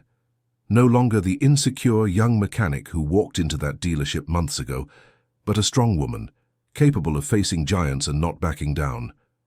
She continued giving private mechanics lessons, but now with a different purpose. She began focusing on teaching women, especially those from low-income backgrounds who wanted to learn a trade. She didn't charge much, sometimes nothing at all, using the little money she had to buy tools and materials. The idea of creating a workshop school returned to her mind, but now it seemed more possible, more real. Bethany had mentioned that when they won the case, there could be a substantial compensation, enough money to fulfill the dream. But first, they needed to win. And on a rainy Tuesday in August, almost a year after Emma had parked the Beetle in that lot for the first time, the day of the verdict arrived. The courtroom was packed. Journalists crowded the front rows. Cameras, though not allowed inside the room, waited outside to capture the reactions. The entire saga had become one of the most followed stories of the year. Emma was seated between Bethany and Anna, with Henry behind them. Her hands were trembling, and she hid them under her thighs so no one would see. Across the room, Franklin Cooper was impeccable as always, his face a mask of confidence that only his eyes betrayed. The judge entered, and everyone stood up. Emma felt her legs almost give way, but Anna held her elbow, steady. The judge sat down, opened a folder, and for a long moment just looked at the papers. "This has been a complex case," he began, his voice echoing in the silent room, "involving multiple charges and numerous witnesses. After carefully reviewing all the evidence, considering all the testimonies, analyzing every document submitted, I have reached a decision." Emma could barely breathe. The judge continued, "In the case of Emma Parker versus Franklin Cooper and Auto America regarding intellectual property theft, predatory business practices, and systematic intimidation, the court rules in favor of the plaintiff." For a moment the silence was absolute. Then, like a wave breaking, reactions erupted. Journalists rushed to take notes. People behind Emma started to applaud, quickly silenced by the judge. Anna squeezed Emma's hand so hard it hurt, but it was a good pain, real, that anchored her in that impossible moment. They had won. The judge continued, detailing the reasons for the decision, specifying compensations, restraining orders, determinations about patents. Emma heard everything as if underwater, the words coming distorted and distant. $3.5 million in compensation for moral and material damages. Official recognition that Henry Parker was the true inventor of the technologies in question. Order for Franklin Cooper and Auto America to publish a public retraction in all media outlets that covered the case. Prohibition of any direct or indirect contact with Emma, Henry, or Anna for a period of 10 years, and more. The judge had referred the case for criminal investigation, citing evidence of possible extortion and threats that deserved examination by another instance. When the judge finally banged the gavel, ending the session, Emma simply collapsed. Not in weakness, but in relief so profound that her legs could no longer bear the weight. Anna held her, and soon Henry was there too, the three of them embracing, crying together for the first time in over a decade. Bethany was crying too, but they were tears of triumph. She hugged each of them, whispering, "We did it. We finally did it." Across the room, Franklin Cooper was pale. His lawyers were speaking urgently to him, but he didn't seem to be listening. His eyes met Emma's for a brief moment, and she saw there not just defeat, but genuine shock. He truly hadn't believed he could lose. After decades of doing what he wanted, destroying whoever he wished, he had become convinced he was untouchable. But he wasn't. And now the whole world knew it. Leaving the courthouse was chaotic. Journalists surrounded Emma, microphones and cameras from all sides, everyone shouting questions. Bethany took control, giving a brief but impactful statement. Today, justice was served not only for Emma Parker and her father, but for all victims of Franklin Cooper who never had a voice. This verdict sends a clear message. No matter how powerful you are, no matter how much money you have, there is no immunity for destroying lives. We hope this will be the first of many cases against predatory practices in the industry. The questions continued, but Bethany firmly guided them through the crowd to a waiting car. Inside, finally with a moment of privacy, everyone simply breathed. "I can't believe it happened," Emma said, her voice trembling. "After everything, after so long, we actually won." "You won," Henry corrected, holding her hand. "You fought when I couldn't. You were brave when I had been broken. This is your victory, Emma." "Our victory," she corrected. "All of ours." The car took them to a discreet restaurant where Bethany had reserved a private space. There, away from the cameras and journalists, they could finally celebrate for real. Robert and his brother-in-law joined them, as did several other witnesses who had become friends during the trial. The engineer who had provided crucial emails was there, laughing and crying at the same time. It was a quiet but meaningful celebration. There was no expensive champagne or extravagant decorations, just people who had survived a storm together, now enjoying the sun that came after. Emma looked around the table, seeing all those faces, some familiar since childhood, others known only recently, and felt something she hadn't felt in a long time, true hope for the future. "So," Bethany said, raising her glass of juice, "what will you do now, Emma, with the compensation, with the freedom to finally live without fear?" Emma already knew the answer. She had thought about it during all the difficult months, during all the sleepless nights. She knew exactly what she wanted to do. "I'm going to open the workshop school," she said, her voice firm and clear. "I'm going to teach women who want to learn mechanics but never had the opportunity. I'm going to give them what no one gave me, a real chance, without judgment, without prejudice." "And the Beetle?"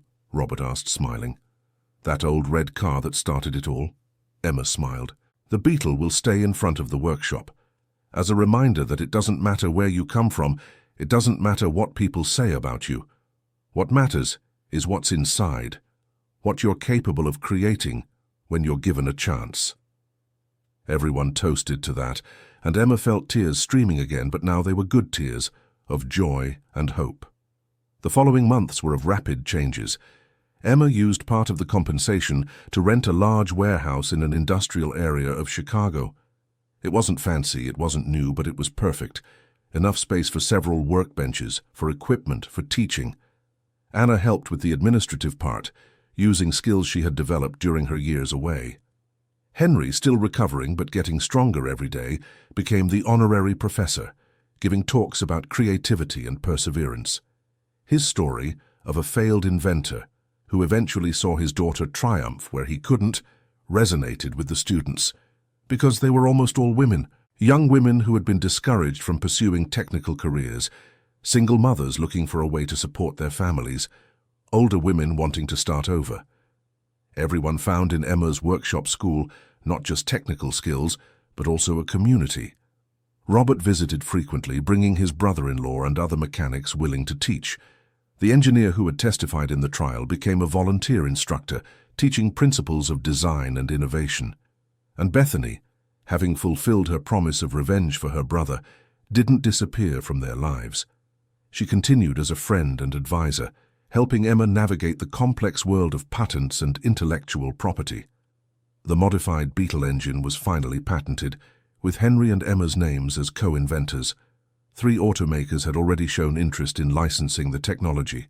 Negotiations were underway, but this time Emma had Bethany by her side, ensuring she got what she deserved.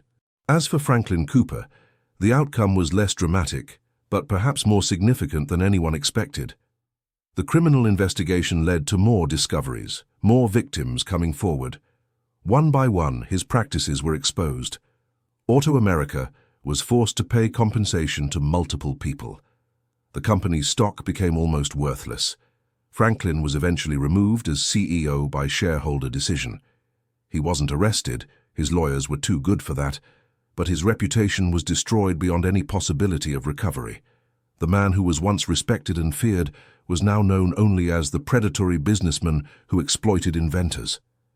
Emma heard about this through the news. Part of her felt satisfaction, justice finally served. But another part, the part that grew through the whole process, just felt a deep sadness. Sadness for all the lives that could have been different if Franklin had chosen a different path. But she couldn't change the past, only build a better future. 1 year after the verdict, the Red Beetle Workshop School, the name Emma chose in honor of the car that changed everything, celebrated its first graduating class. 15 women, ranging in age from 18 to 53, all now certified mechanics. The ceremony was simple but moving. Each graduate told her story, spoke about the obstacles she overcame, the prejudices she faced, and they all thanked Emma for giving them a chance. Emma, standing on the small makeshift stage, looked at those women and felt immense pride. This was what her father always wanted, to make a real difference in people's lives. "You thanked me," she said, her voice choked. "But you're the ones who did all the work. You who woke up early, studied late, got your hands dirty and didn't give up when it got hard. I just opened a door. You're the ones who walked through it." Applause filled the warehouse. Henry, sitting in the front row next to Anna, was openly crying with pride. Bethany, a few seats back, smiled with satisfaction. After the ceremony, while the graduates celebrated with their families, Emma stepped out for some air. The Red Beetle was outside, parked as always, a beacon for those arriving. She approached it, lightly touching the hood as she so often did. "Emma?" She turned. It was one of the graduates, a 42-year-old woman named Claire. "Hi, Claire. Congratulations again on your graduation." "Thank you. I just wanted to say, I saw your story on TV, read about the trial, about everything you faced, and I thought to myself, if she could fight against such a powerful man and win, I can do anything. You inspired me to apply here, and now look where I am." Emma felt tears burning her eyes. "Claire, you honor me by saying that, but your courage is your own. You chose to change your life. That was you, not me." "Maybe," Claire smiled, "but sometimes we need to see someone being brave first to find courage within ourselves, so thank you for being that person for me." She quickly hugged Emma and returned to the party. Emma stayed there for another moment, looking at the evening sky, feeling the weight of what she had achieved finally settle on her shoulders. It wasn't easy. None of it was easy. There were moments when she almost gave up, moments when fear nearly won. But she persisted. And now, looking at what she had built, at the lives she was changing, she knew every tear, every sleepless night, every battle was worth it. Emma? This time it was her father, walking slowly but with steady steps. Anna was beside him, not holding his arm, but close enough to help if needed. "Is everything all right, dear?" Henry asked. "It is, Dad. It's more than all right." "Your father and I were talking," Anna said timidly. "About maybe having lunch together on Sunday, the three of us. If you want, of course." Emma looked between the two of them. It wasn't a request for complete reconciliation. It wasn't a promise that everything would return to how it was before, but it was a start, a first step toward rebuilding something that had been broken for so long. "I'd like that," she said, smiling. They went back inside together, to the celebration, to the happy noise of people who had achieved something important. And Emma, walking between her parents, felt for the first time in a long time that she was exactly where she was supposed to be. The following years saw the workshop school grow. Emma opened a second unit, then a third. Each had the same principle, providing opportunities for women who wanted to learn, regardless of their background or financial situation. Some of the first graduates returned as instructors. Claire, the woman who had spoken with Emma at the graduation, became manager of the second unit. Others opened their own workshops, carrying forward the legacy of inclusion and excellence. The engine technology also evolved. With licensing to 3 major automakers, Emma secured funding for additional research. Henry, renewed by his daughter's success, returned to working on inventions, but now with adequate resources and due recognition. Together, father and daughter developed 2 new technologies, both properly patented, both promising to revolutionize the automotive industry. Anna found her own path. She began giving talks on mental health and resilience, sharing her story of how she was manipulated and how she found the courage to come back. Her raw honesty resonated with many people, especially other women who had gone through similar situations of control and intimidation. And the relationship between Emma and Anna, although never returning exactly to what it was when Emma was a child, grew into something new, something perhaps more honest, based not on idealizations, but on reality. They were friends now, besides being mother and daughter. They could talk about difficult things, disagree without fear, support each other without impossible demands. Henry and Anna did not become a romantic couple again. That chapter had closed definitively, but they developed a mutual affection, a deep friendship based on everything they had been through together. They had lunch weekly, the 3 of them, Emma, Henry, and Anna, a tradition none dared to break. Bethany also remained an important part of their lives. Through Emma's case, she had found not only vengeance for her brother, but also renewed purpose. She specialized further in intellectual property cases involving small inventors against large corporations. She won most of the cases she took on, building a formidable reputation. Dear listener, if you're enjoying the story, please take a moment to like and especially subscribe to the channel. This really helps us who are just starting out. Now continuing, and the red Beetle? It remained where it had always been, in front of the first workshop school. Emma never sold it, never retired it. She kept it in perfect condition, driving it occasionally, always remembering where it all began. The car became something of a symbol in Chicago. People came just to see it, to take photos, to touch that piece of history. Emma never charged for it, never turned the Beetle into a commercial attraction. It was free for everyone to see, a constant reminder that big changes sometimes start with small acts of courage. 5 years after the verdict, Emma was invited to speak at a major automotive technology conference. It was ironic, considering that years earlier she couldn't even be taken seriously at a dealership. But now, with 3 successful workshop schools, 2 revolutionary patents, and a reputation for unwavering integrity, she was respected in the industry. The talk was in a huge auditorium, with hundreds of people. Emma took the stage feeling the same nerves as always, but now she knew how to channel them, how to turn anxiety into productive energy. "Good afternoon," she began, her voice clear and firm. "My name is Emma Parker, and 5 years ago, I was fired from a dealership for driving a red Beetle." Polite laughter from the audience. Emma smiled. "But that Beetle was special. Inside it was a technology that my father and I had developed together, a technology that would change how we think about fuel efficiency. And when I showed it to the people at that dealership, some laughed, others became interested, and one man, a very powerful man, tried to destroy me for it." The auditorium was completely silent now. Emma told the whole story, not just the facts that were already public, but also the difficult parts, the fear, the sleepless nights, the moments of doubt, the pain of discovering about her mother, the struggle to rebuild that relationship, the constant temptation to simply accept the money and give up.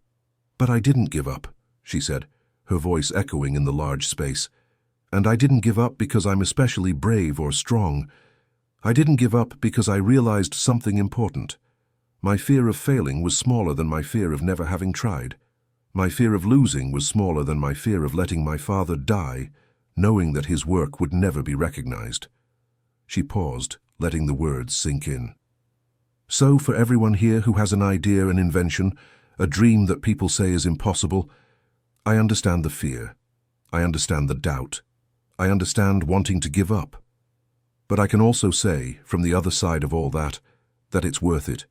Not necessarily because you'll make millions or become famous, but because you'll sleep at night knowing you tried, knowing you were brave, knowing you didn't let anyone steal your dreams." The applause was deafening, people standing, clapping.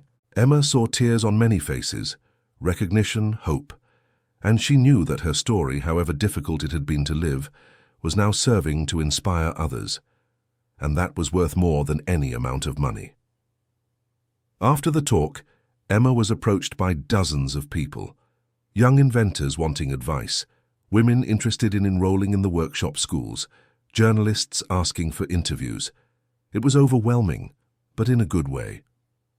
Among the crowd, Emma saw a familiar face, Richard Thompson, the manager who had fired her 5 years earlier.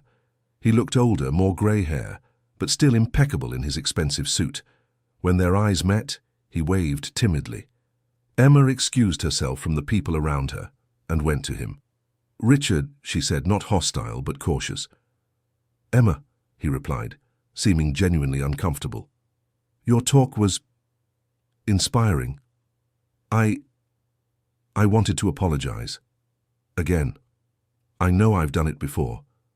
But after hearing you speak, understanding what you went through, I feel even more ashamed of how I acted that day."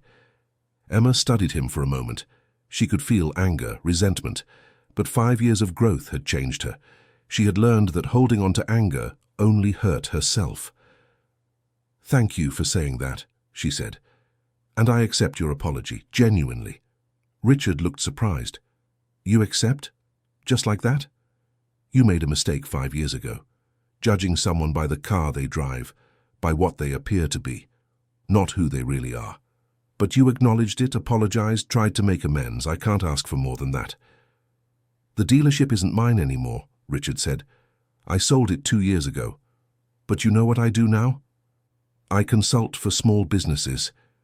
I help people with good ideas who don't know how to turn them into viable companies. And I always remind them about you, about not judging by appearances, about giving people real chances." Emma smiled. "That's beautiful, Richard. Truly." They talked for a few more minutes, sharing stories about how their lives had changed. When they parted, Emma felt a lightness she hadn't expected. Forgiveness was liberating, she discovered. Not for the person forgiven, but for the one who forgives. The rest of the day passed in a blur of conversations and commitments. When Emma finally got home late at night, she was exhausted but satisfied. Her apartment was now bigger, more comfortable, but she kept the same neighborhood. She liked the roots she had built there. Her phone rang. It was Henry. "I saw your talk online," he said, his voice full of pride. "It was perfect, Emma, every word." "Thank you, Dad. How are you feeling?" "Good. Great, actually. I was working on some calculations for the next invention and wanted your opinion. Do you have time tomorrow? I always have time for you. Great. And Emma? I love you. I hope you know that. I know, Dad. I love you too. Emma hung up and went to the window looking at the city lights. Chicago, huge and chaotic, but also full of possibilities, full of people with dreams, with ideas, with the courage to try. And she, Emma Parker, was part of it now. Not just a victim who survived, but a victor who used her experience to help others. Not just the daughter of a failed inventor, but a successful inventor in her own right. Not just a mechanic who was ridiculed, but a respected businesswoman who was changing lives. Her phone vibrated again. A message from Bethany. Congratulations on the talk. Beer on Saturday to celebrate. Emma smiled as she typed her reply. Definitely. And this time, it's on me. Saturday arrived sunny, rare for Chicago.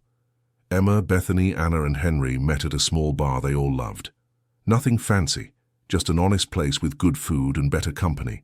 They talked about everything and nothing. About the workshop schools and the new projects. About the talk and people's reactions. About small everyday moments that became precious simply because they were all together. At one point, Anna grew serious. You know, she said, I spent 10 years of my life hiding, ashamed, thinking I could never redeem myself for what I did. And now, being here with you all, being part of all this, it's more than I could dream of. We all make mistakes, Henry said gently. What matters is what we do afterward. And you've done a lot, Emma added. The talks you give, the people you help, you've turned your pain into something positive. That's admirable, Mom. It was the first time in years that Emma had called her Mom naturally, without effort. Anna noticed, and her eyes filled with tears. Thank you, my daughter, she whispered. Bethany, always pragmatic but with a soft heart, changed the subject before everyone started crying in the middle of the bar. So, Emma, any plans to expand internationally? I heard there's interest from Mexico. There is, Emma confirmed. And from Canada, too. But I want to consolidate operations here first. Make sure the model works perfectly before taking it to other countries. Always cautious, Bethany teased. But that's why you're successful. No, Emma corrected. That's why I survived. I'm successful because I believe in people, because I give chances, because I don't give up when things get tough. And because you're as stubborn as your father, Henry added, laughing. That too. They toasted, glasses clinking together, and Emma felt a wave of gratitude so deep it almost hurt. Gratitude for having these people in her life. Gratitude for having survived the hard times. Gratitude for being able to look back and see how much growth, how much change, how much healing had happened. When the night ended and everyone went home, Emma drove the red Beetle through the empty streets of Chicago. The engine purred smoothly, that modification that started it all still working perfectly. She stroked the steering wheel, feeling the worn texture under her fingers. Thank you, she whispered to the car, knowing it was silly, but not caring. Thank you for being the beginning of everything. The Beetle, of course, didn't answer. But Emma swore the engine purred a little softer, as if it understood. The years kept passing, bringing changes and constants. The Red Beetle Workshop School opened its 5th unit, then the 6th. Emma turned down franchising offers, wanting to maintain control over the quality and philosophy of each unit. It was more work that way, but it was the right way. Henry, at 70 years old, still worked on his inventions. He had developed a new braking system that was in the process of being patented. His body was fragile, but his mind remained sharp. He and Emma still spent hours together over notebooks and calculations, just like they did when she was a child. Anna became a sought-after speaker, not only about her own story, but also on topics of resilience and family rebuilding. She had written a book, From Fear to Courage, My Journey Back, that became a bestseller. She donated part of the profits to Emma's workshop schools, and Bethany became a partner in her own law firm, specializing in defending small inventors and business owners against predatory corporations. She won most of her cases and used the profits to fund pro bono cases for those who couldn't afford it. Her brother's name was on the firm's plaque, Smith and Partners, Advocacy with Purpose. Franklin Cooper practically disappeared from public life. Auto America was sold, broken up, its parts distributed among various buyers. Franklin tried to start new businesses, but his reputation preceded him. No one wanted to associate with him. He wasn't in poverty, he had saved enough money over the years, but he was irrelevant. And for a man like him, irrelevance was worse than anything else. Emma heard about him occasionally through articles or industry gossip. Part of her felt sorry for him. He could have been a great businessman, could have created a positive legacy. But he chose the path of greed and control, and in the end he lost everything that mattered. 10 years after the verdict, the Red Beetle workshop schools celebrated their 1,000th graduate. It was a huge event, with former students from all units gathered. Women of all ages, all backgrounds, united by the fact that someone had given them a chance when no one else would. Emma, standing on stage, looking at that crowd, felt overwhelming emotion. 1,000 women. 1,000 stories of overcoming, of courage, of dreams fulfilled, and all starting at that dealership so long ago with a Red Beetle and a refusal to accept less than she deserved. "When I started this," she said, her voice amplified by the speakers, "I didn't know if it would work. I didn't know if anyone would come, if anyone would care. I just knew I had to try. I had to create the space I always wanted to find myself. And you turned that small dream into something huge." Applause echoed. Emma waited for it to fade before continuing. "Each one of you is living proof that it's never too late to start over. It's never too late to learn something new, to follow a dream, to be brave. You inspire me every day, more than I could have inspired you." More applause. Emma saw Henry in the front row, now using a cane but standing, applauding with tears streaming. Anna was beside him, equally moved. Bethany, a few seats back, smiled with pride. "So thank you," Emma concluded, "for believing in this project, for spreading the word, for proving that when we give people chances, they not only take them but soar beyond any expectation." The celebration lasted for hours. Emma spoke with dozens of former students, hearing their stories, their achievements. One had opened her own workshop, another worked at a major automaker, the only woman in the engineering department. Another had returned to her small hometown and now taught mechanics to young people there. Each story was a small miracle.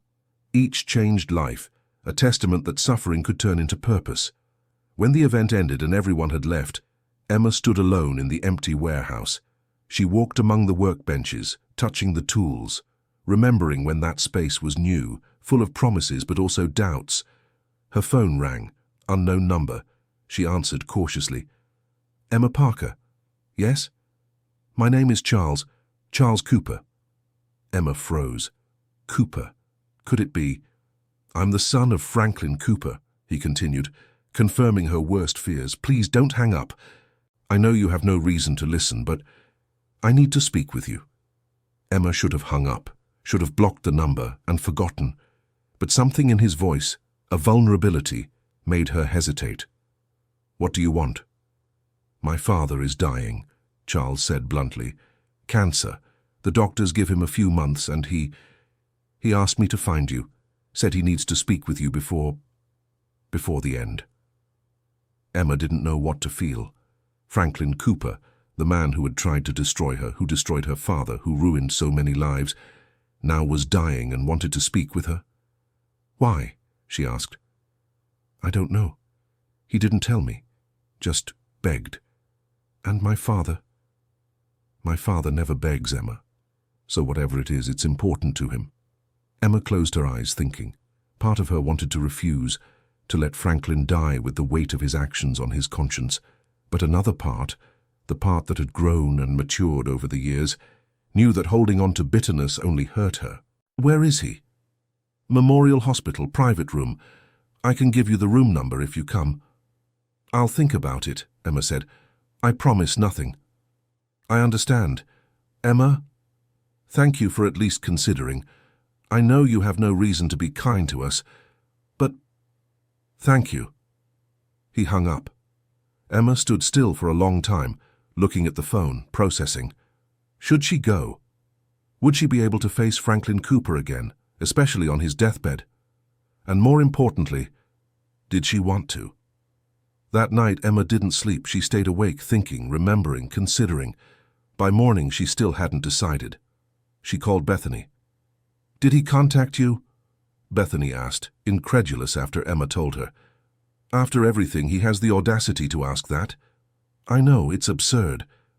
"So you're obviously not going, right?" Emma hesitated. "I don't know."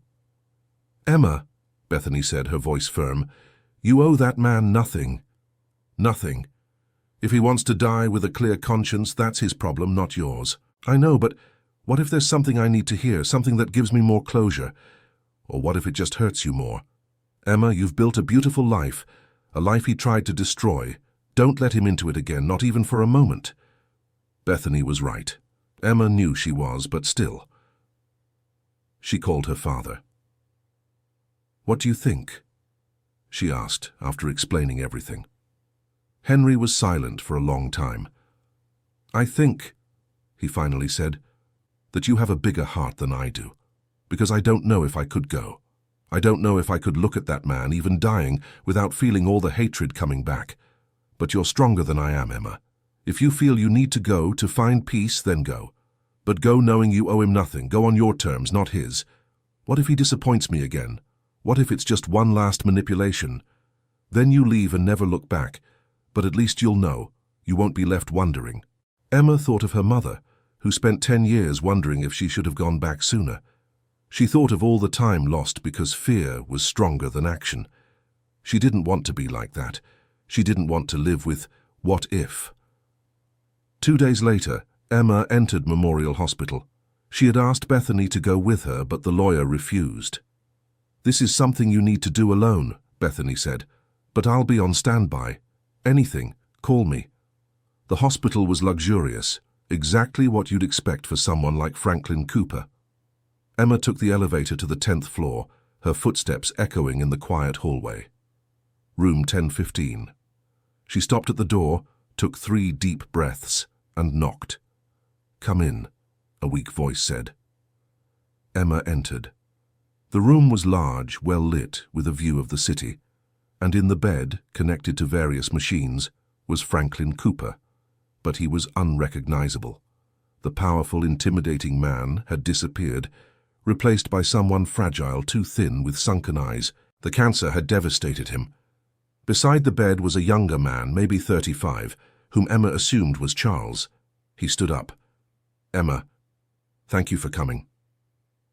"I still don't know why I came," she answered honestly. "Just the fact that you're here already means a lot. I'll give you some time to talk alone." Charles left, closing the door gently behind him. Emma and Franklin stared at each other. Finally he spoke, his voice hoarse and weak. "You came. Your son was persuasive. Charles is a good man, better than I deserved as a father." Uncomfortable silence. Franklin gestured to a chair. "Sit, please." Emma sat, but kept her distance from the bed. "What do you want, Franklin?" He tried to smile, but it came out as a grimace. "Straight to the point. I always admired that about you, that refusal to play games." "I have no patience for games, especially not with you." "Fair. Then I'll be direct too. I called you here to apologize." Emma froze. Of all the things she expected to hear, that wasn't on the list. Apologies? Yes, for everything. For how I treated your father, for trying to destroy you, for being a predator who put profit above everything and everyone, for every life I ruined in my insatiable quest for more money and power. Emma didn't know what to say. Franklin continued. "When you're dying," he said, "you have a lot of time to think, to go over your life, your choices, and I realized I wasted everything. I built an empire, yes, but on the bones of innocent people. I had money, power, respect, but in the end, what do I have? A son who visits me out of obligation, no real friends, no legacy worth having. And you think apologies change anything now? Emma asked, her voice hard. You think a deathbed apology erases decades of destruction? No, Franklin said. I know it doesn't. Nothing does. But I needed to say it anyway. I needed at least one of my victims to know that I recognize what I did, that I don't die believing I was right. Why me? Emma asked. Why not my father, or Bethany's brother, or any of the other people you destroyed? Because you won, Franklin replied simply. You were the only one who managed to defeat me, who not only survived but thrived, and I wanted to see that. I wanted to see the person who was strong where I was weak, who chose compassion where I chose greed. Emma felt tears threatening, but held them back. She wouldn't cry for this man. She wouldn't give him that satisfaction. I'm not better than you by accident, Franklin. I'm better because I choose to be. Every day I wake up and choose to do the right thing, even when it's hard. You woke up and chose profit, even when it hurt people. That's not a matter of strength or weakness. It's a matter of character. Franklin nodded slowly. You're right, and that's why your legacy will last while mine will be forgotten. The 1,000 women you trained, the lives you changed, that's real. That matters. The millions I accumulated, they mean nothing. Then do something with them, Emma said, surprised by her own suggestion. You still have time. Use the money to make up for at least some of the damage. Create scholarships, help inventors, do some good. Franklin stared at her for a long moment, something seeming to ignite in his eyes. Would you accept that? Would you accept my money for your workshop schools? No, Emma replied immediately. I want nothing for myself. But there are so many other causes, so many other people you harmed. Compensate them. And if I did that, if I used what remains of my resources to try to make amends, would you forgive me? Emma thought carefully before answering. Forgiveness isn't something you earn, Franklin. It's not a business transaction where you pay and get something in return. Forgiveness is something I give myself, so I can move forward without carrying anger. And I did that a long time ago. But if you want peace to die, you'll have to find it within yourself, not in me. Franklin closed his eyes and Emma saw a tear run down his aged face. You're wiser in your 30s than I was my whole life. I had good teachers, Emma said, thinking of her father. And I learned from other people's mistakes, including yours. She stood up, feeling the conversation had reached its natural end. I'm leaving now. But Franklin, if you really want to do some good with what remains of your time, talk to Bethany Smith. She knows all the victims, all the families who need help. Let her manage a fund or something. At least that way you ensure the money will actually help the right people. I'll do that, Franklin said, his voice weak but determined. Thank you, Emma, for coming, for not spitting on me, for giving me a chance to die, knowing I can do at least one thing right. Emma nodded and moved toward the door, but she stopped with her hand on the doorknob, turning one last time. Franklin, I hope you find peace, truly. No one deserves to die tormented, not even you. She left before he could answer. In the hallway, Charles was waiting, nervous. How did it go? It was necessary, Emma said. Your father wants to speak with attorney Bethany Smith about creating a fund to compensate some of his victims. Here is her contact. She wrote Bethany's number on a piece of paper and handed it to Charles. You are very kind, Charles said, his voice full of emotion. More than he deserves. I'm not doing it for him, Emma replied. I'm doing it for the other victims who might benefit, and I'm doing it for myself so I can close this chapter for good. Even so. Thank you. And Emma, I wanted you to know. I grew up watching what my father did, seeing how he treated people, and I swore to myself I would never be like that. I work with NGOs now, trying to help small entrepreneurs. It's my way of making up for his sins. Emma looked at the man in front of her, seeing in him not the enemy's son, but just someone trying to be better than his father. That's admirable, Charles. Truly. You are not responsible for his actions. Maybe not, but I inherited the name. I inherited part of the fortune. I can at least try to use it for something good." They said their goodbyes, and Emma left the hospital feeling strangely light. Closing that circle, seeing Franklin not as the terrifying monster, but as an old, dying man full of regrets, had freed something inside her that she didn't even know was trapped. She called Bethany from the parking lot. "How did it go?" Bethany asked immediately. "It was unexpected. He wants to create a fund to compensate the victims. He asked you to manage it." Silence on the other end. Then, "He's dying, isn't he?" "Yes. A few months, they said." "Well," Bethany said, and Emma could hear the complexity of emotions in her voice, "I can't say I'm sorry, but I can say I'll make sure that money gets where it needs to go. If he wants to do this, I'll accept. Not for him, but for the victims." "That's exactly what I said. You're too good, Emma." "No. I'm just tired of carrying anger. Life is too short for that." In the following months, truth be told, Franklin Cooper kept his word. With the help of Bethany and Charles, he established a $5 million fund aimed at supporting independent inventors and compensating some of the victims of his past practices. It wasn't enough to undo all the damage, but it was something. When Franklin finally passed away, 3 months after Emma's visit, she did not attend the funeral, but she sent flowers with a simple card. "May you have found the peace you were seeking." Life went on. The workshop schools continued to grow. Emma began traveling across the United States, giving lectures at universities, at technology events, anywhere she could inspire others to pursue their dreams despite obstacles.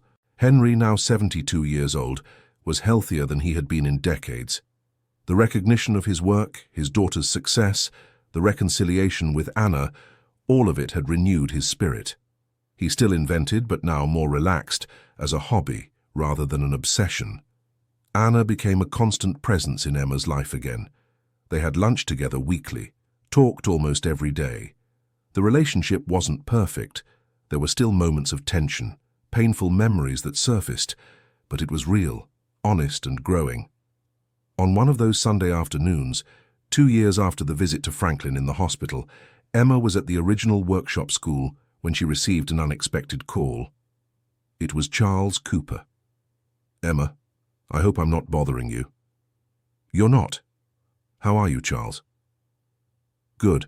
Listen, I know this might seem strange, but I'd like to make a proposal."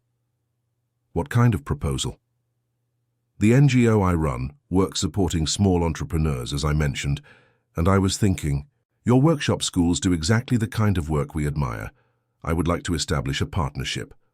We provided funding for expansion, and in return, you help us identify other similar initiatives we can support." Emma was surprised. "Why would you do that?" "Because I believe in your work, and because I want to build something positive with the Cooper name.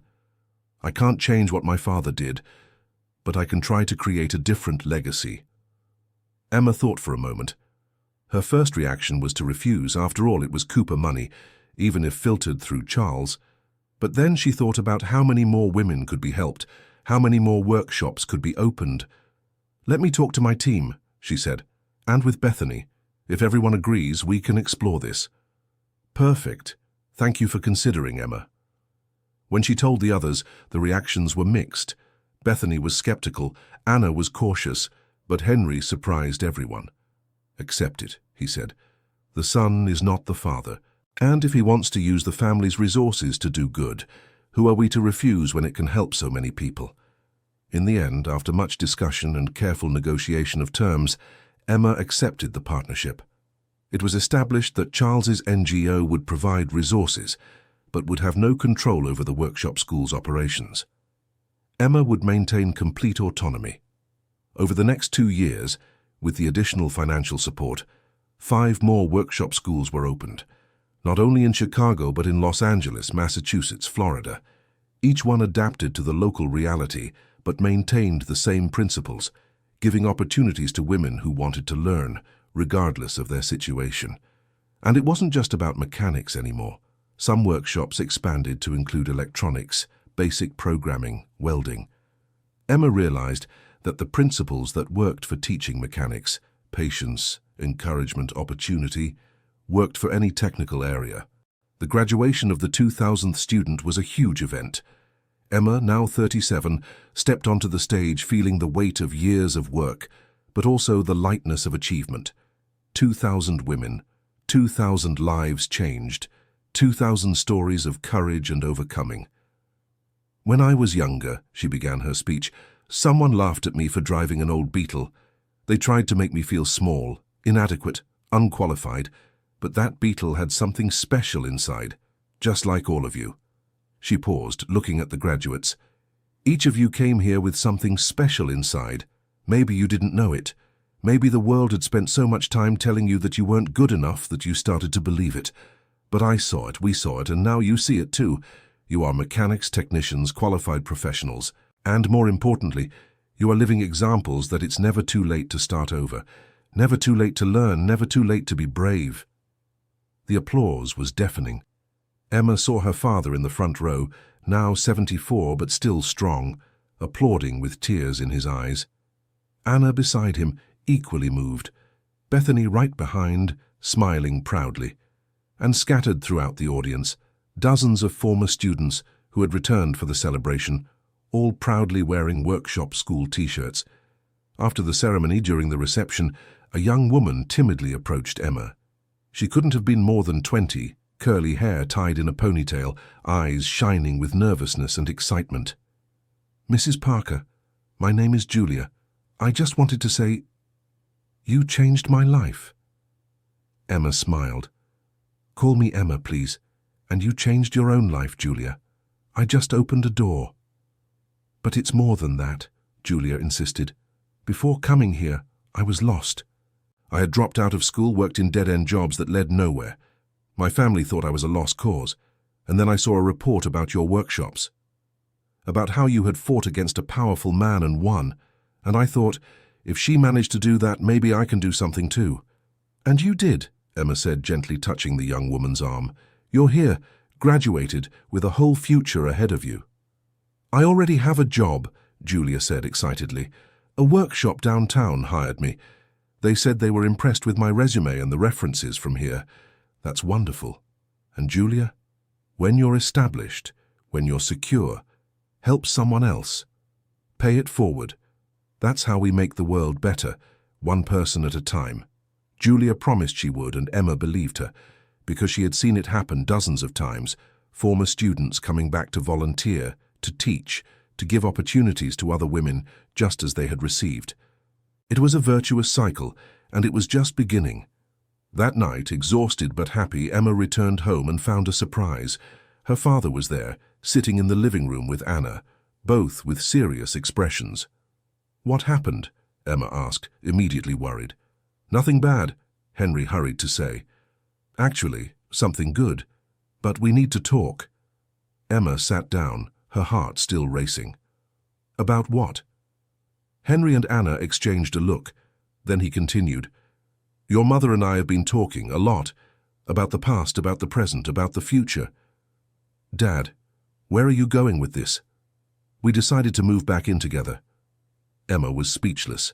"Move back in together? After everything?" "Not as a couple," Anna hurried to clarify. "Not romantically, but as companions, friends. Your father is getting older, needs someone around, and I like taking care of him. I like his company."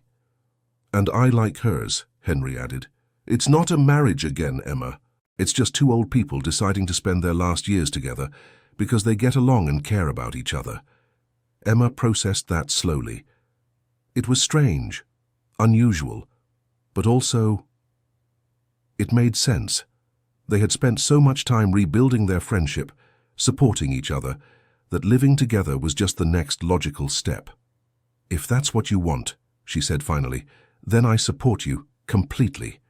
The relief on both faces was visible. "Thank you, daughter," Anna said. "We know it's not conventional, but—" "Nothing about our family has been conventional," Emma interrupted, smiling. "Why start now?" Everyone laughed, and the tension dissolved. They talked about the details, how Anna would sell her apartment and move into Henry's house, how they would share responsibilities, how it made sense practically and emotionally. Dear listener, If you're enjoying the story, please take a moment to like and especially subscribe to the channel. It really helps us who are just starting out. Now, continuing. In the following months, seeing her parents living together again was surreal for Emma. But it worked. They had separate rooms, largely independent lives, but shared meals, conversations, company.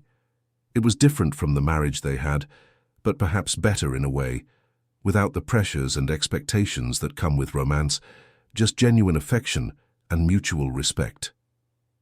Emma, seeing their example, began to rethink her own life.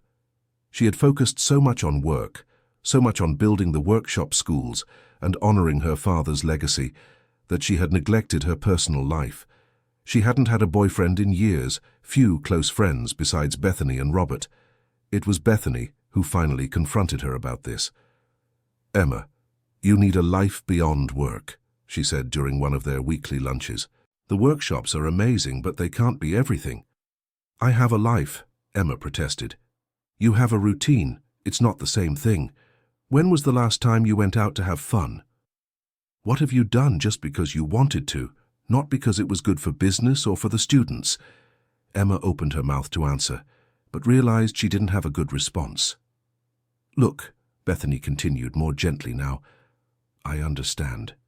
You've spent so much time fighting, building, proving your worth, that you forgot to simply live.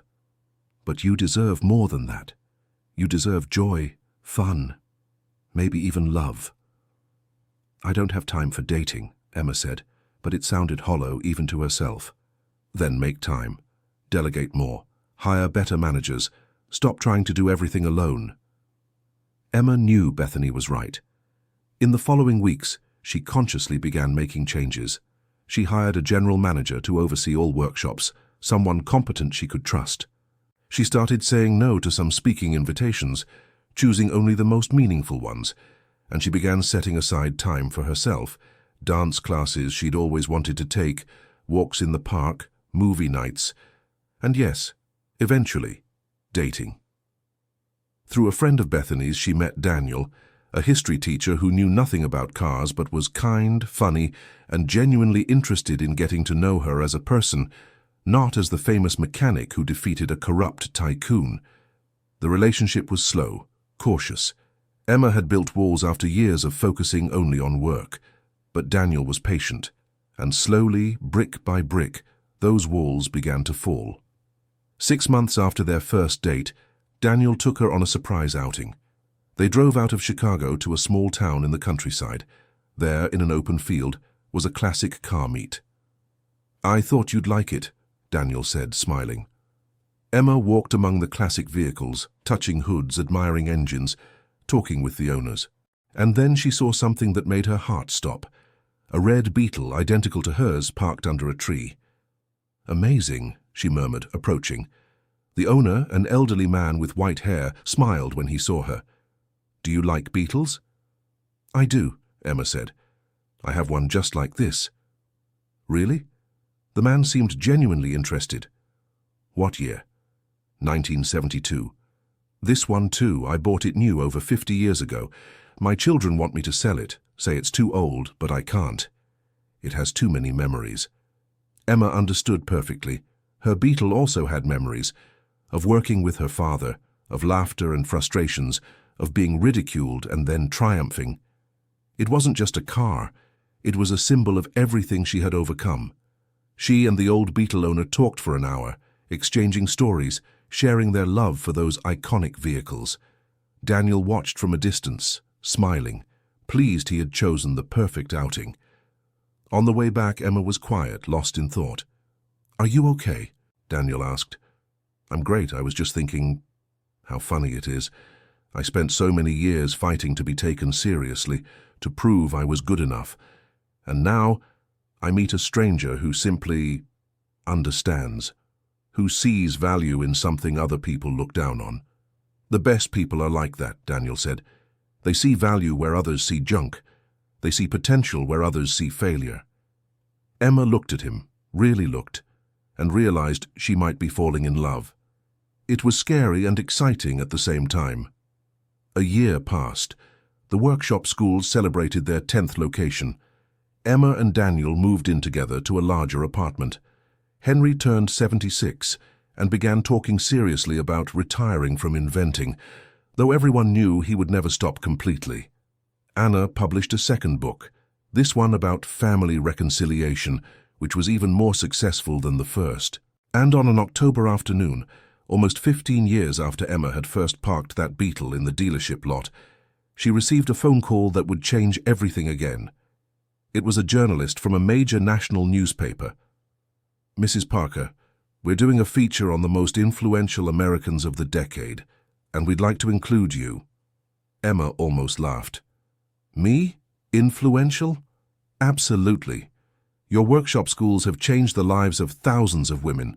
Your fight against Franklin Cooper exposed predatory practices in the industry. You're an example of courage and perseverance. If that's not influence, I don't know what is." The article was published 2 weeks later. Emma was on the list alongside politicians, business people, artists. The chosen photo showed her standing next to the red Beetle, smiling, confident. The caption read, "Emma Parker, the mechanic who turned humiliation into an empire." The reactions were immediate. Former students began sharing their own stories on social media, using the hashtag #BeetleEmpire. Videos of graduates talking about how the workshops changed their lives went viral.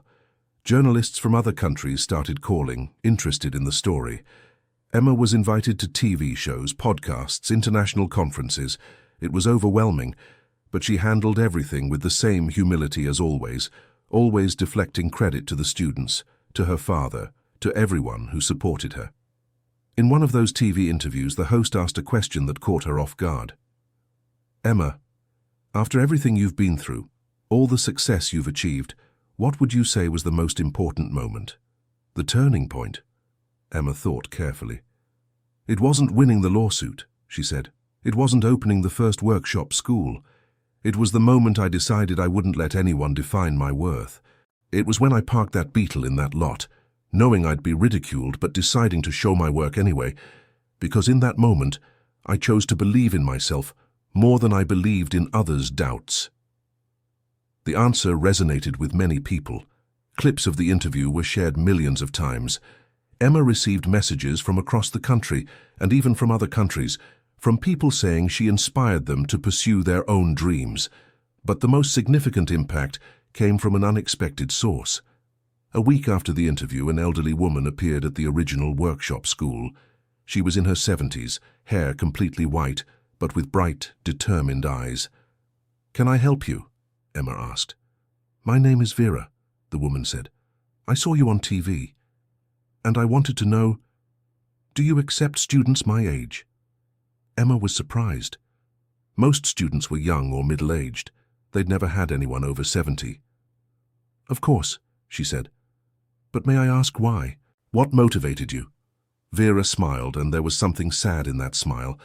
"When I was young in the 60s, I wanted to be a mechanic. But my father said it wasn't a profession for a woman. My husband said the same. So I gave up, became a secretary, got married, had children. And now they've grown up, my husband has passed away, and I look back and think, I wasted my life doing what others wanted. I have few years ahead, but I want to spend them doing what I always wanted." Emma felt tears burning her eyes. "Vera, it would be an honor to have you as a student." Vera enrolled, and she became one of the most dedicated students, always the first to arrive and the last to leave. She struggled with some of the physical tasks. After all, she was over 70, but her passion and determination made up for any physical limitations. 3 months later, Emma was teaching a class when she saw Vera working on an engine with intense concentration. The elderly woman was covered in grease, hair tied in a scarf, completely absorbed in the work. "How's it going?" Emma asked, approaching. Vera looked up, and her eyes were shining with tears. "You know what I realized?" she said, her voice choked. "I thought I had wasted my life, that it was too late. But being here, doing this, learning this, I realize I wasted nothing, because everything I lived through brought me here, and I've never been so happy." Emma hugged the elderly woman, both crying now. It was a small, intimate moment, but it meant everything, because it represented exactly what Emma had always wanted to create, a space where it was never too late, where age didn't matter, where dreams could be pursued no matter how long you waited. Vera's story spread. Soon there were more older women enrolling. Some were 60, others 70. One was 82 and said she had always wanted to understand how cars worked because her late husband never explained. The workshop schools had to adapt, creating special programs that respected the physical limitations of age while still offering full training. And it worked. Women of all ages now mingled in the warehouses, young ones learning from the wisdom of the older ones inspired by the energy of the young. 2 years later, Emma was invited to give a speech at the UN, at an event about social entrepreneurship and women's empowerment. It was a huge honor, but also intimidating. Speaking to delegates from all over the world, people who had changed policies and impacted millions. But when she stepped onto the stage, looking out at that international audience, Emma didn't feel fear. She felt purpose. "My name is Emma Parker," she began, "and 17 years ago, I was ridiculed for driving an old car. Today, that old car is a symbol of something bigger, of refusing to accept what others say about us, of courage to show our work, even when we know we'll be judged, of persistence when it would be easier to give up." She told her story, every part of it, the tears, the fear, the small victories that added up to something big. She talked about her father and how he taught that failure isn't falling down, but refusing to get up. About her mother and how even the most painful mistakes can be turned into growth. About all the women who had passed through her workshops and how each one was a heroine in her own story. "In the end," she concluded, "it doesn't matter where you come from. It doesn't matter how many times they said you weren't good enough.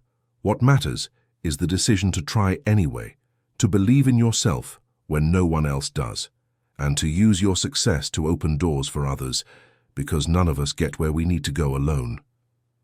The applause was prolonged. Ambassadors, ministers, NGO leaders, all standing, clapping. Emma saw tears on many faces and knew her message had resonated. After the speech, she was approached by delegates from various countries wanting to establish partnerships, bring the workshop school model to their nations. It was more than Emma could have dreamed. Her small idea, born from pain and determination, now spreading across the world. That night, in her hotel room in Geneva, Emma called home, first to Daniel, who was proud and excited, then to her parents. "Dad, are you listening?" she said, knowing Henry and Anna were on speakerphone. "I am, my daughter," Henry answered, his voice weaker now but still full of love. "And I'm prouder than words can express. You did this, Dad, not me. Your inventions, your dreams, your refusal to give up even when everyone said you were wrong. I just continued what you started." "No," Henry said firmly. "I planted seeds. You built a whole garden. This is yours, Emma. Your legacy, your achievement, your triumph." After hanging up, Emma stayed awake for a long time, looking out the window at the lights of Geneva. She thought about everything that had happened since that day at the dealership. The struggles, the victories, the defeats, the lessons. And she realized something fundamental. She was happy. Genuinely, deeply happy. Not because she had money or recognition, but because she was making a difference.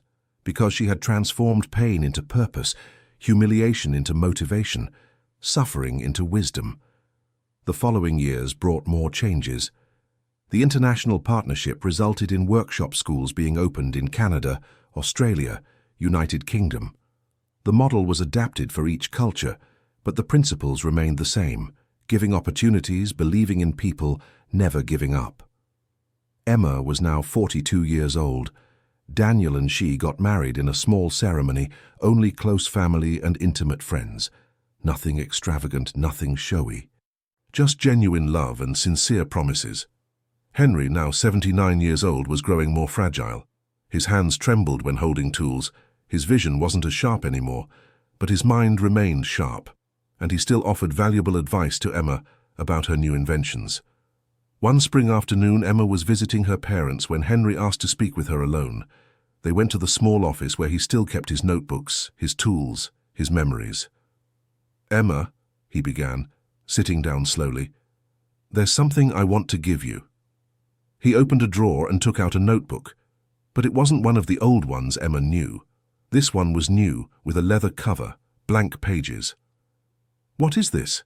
she asked. "It's for you to start your own legacy of inventions," Henry explained. "I have my notebooks, full of my ideas, my dreams.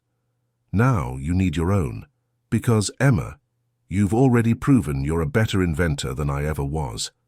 It's time to stop improving my ideas and start creating your own." Emma held the notebook, feeling its weight, not just physical, but symbolic. "Dad, I don't know if... You know," he interrupted. "You always have. I saw it when you were 10 years old and helped me solve a problem that had been tormenting me for months. I saw it when you modified that engine in ways I would never have thought of. You have a gift, Emma. Don't waste it just honoring my work. Create your own." Tears streamed down Emma's face. "Thank you, Dad, for everything, for never giving up on your dreams, for teaching me to fight, for believing in me when I didn't believe in myself." "Always, my daughter. Always." That night, Emma opened the new notebook and began to write. Ideas she had had but never developed, concepts that emerged but that she pushed aside for being too busy.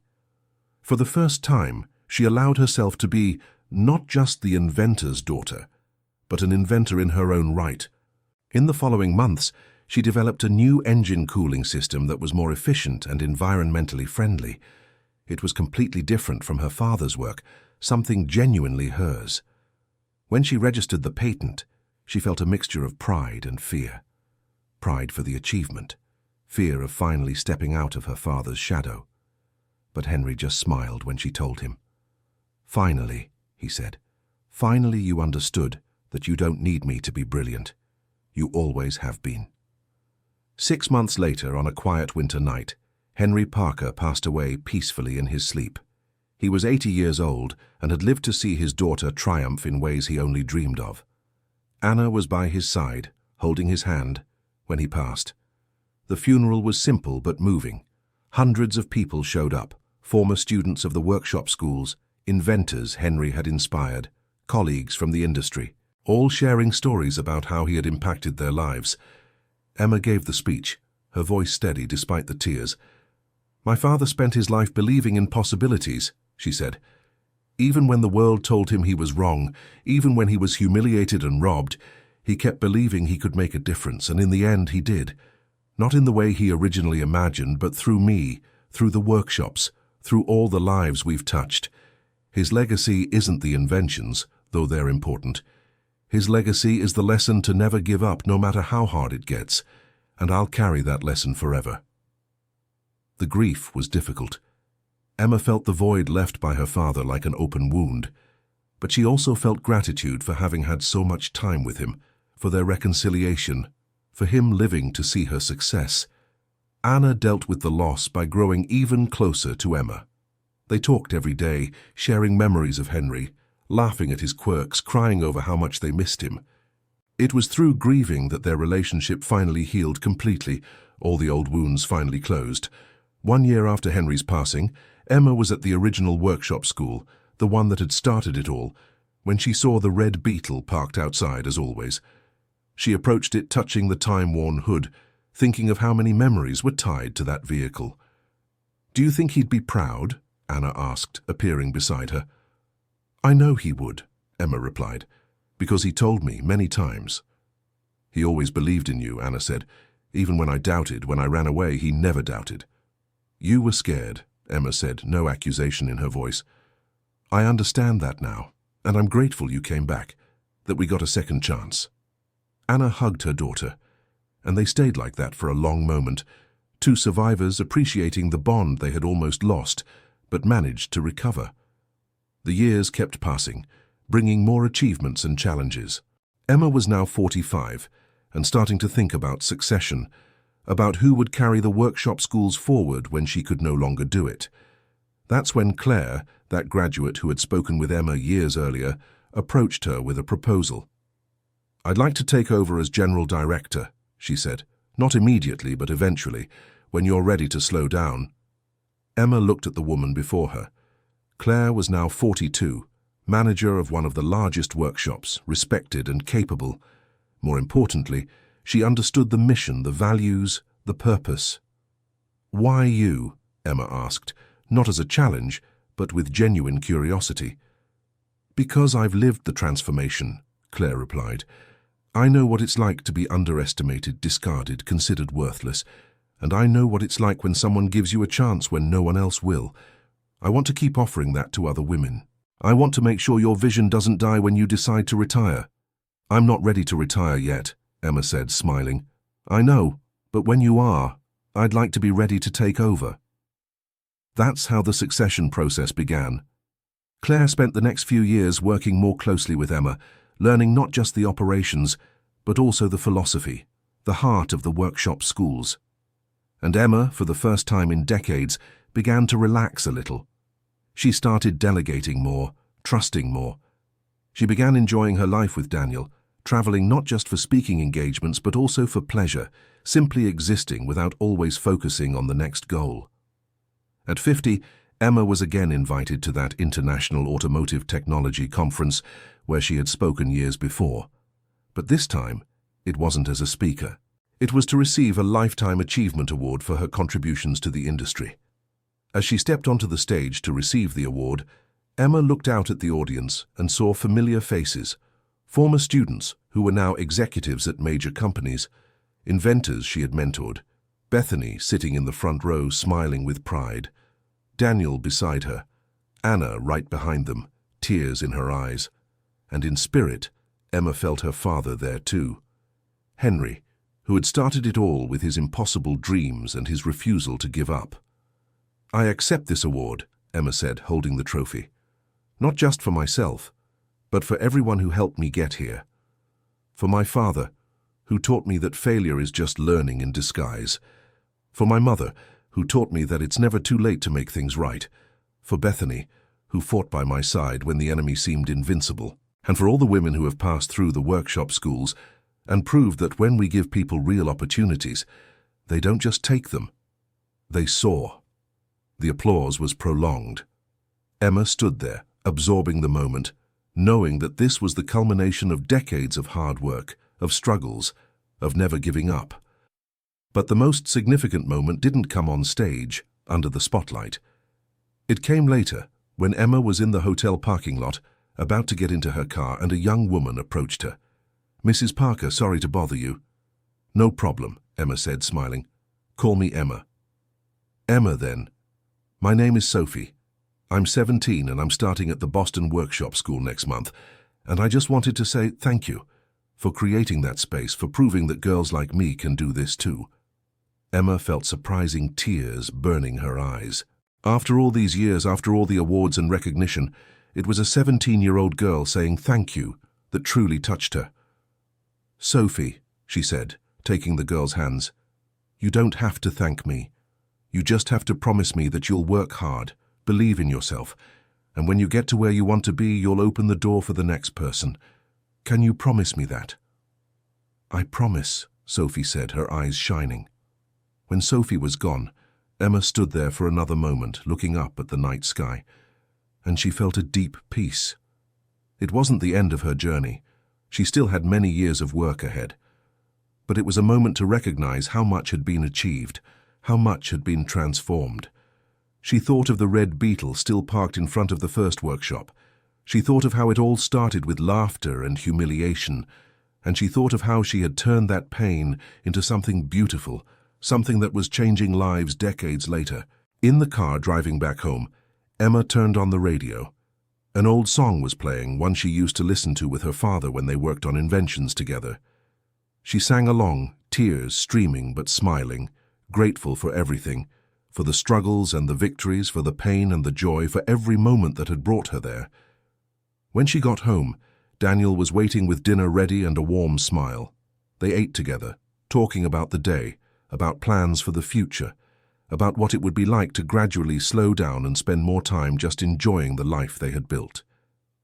That night, before bed, Emma opened the notebook her father had given her years ago. It was almost full now, page after page of her own inventions, her own ideas. She touched the last written page, remembering his words. Create your own legacy. And she had. Not just through the inventions, but through the lives changed, the doors opened, the possibilities created.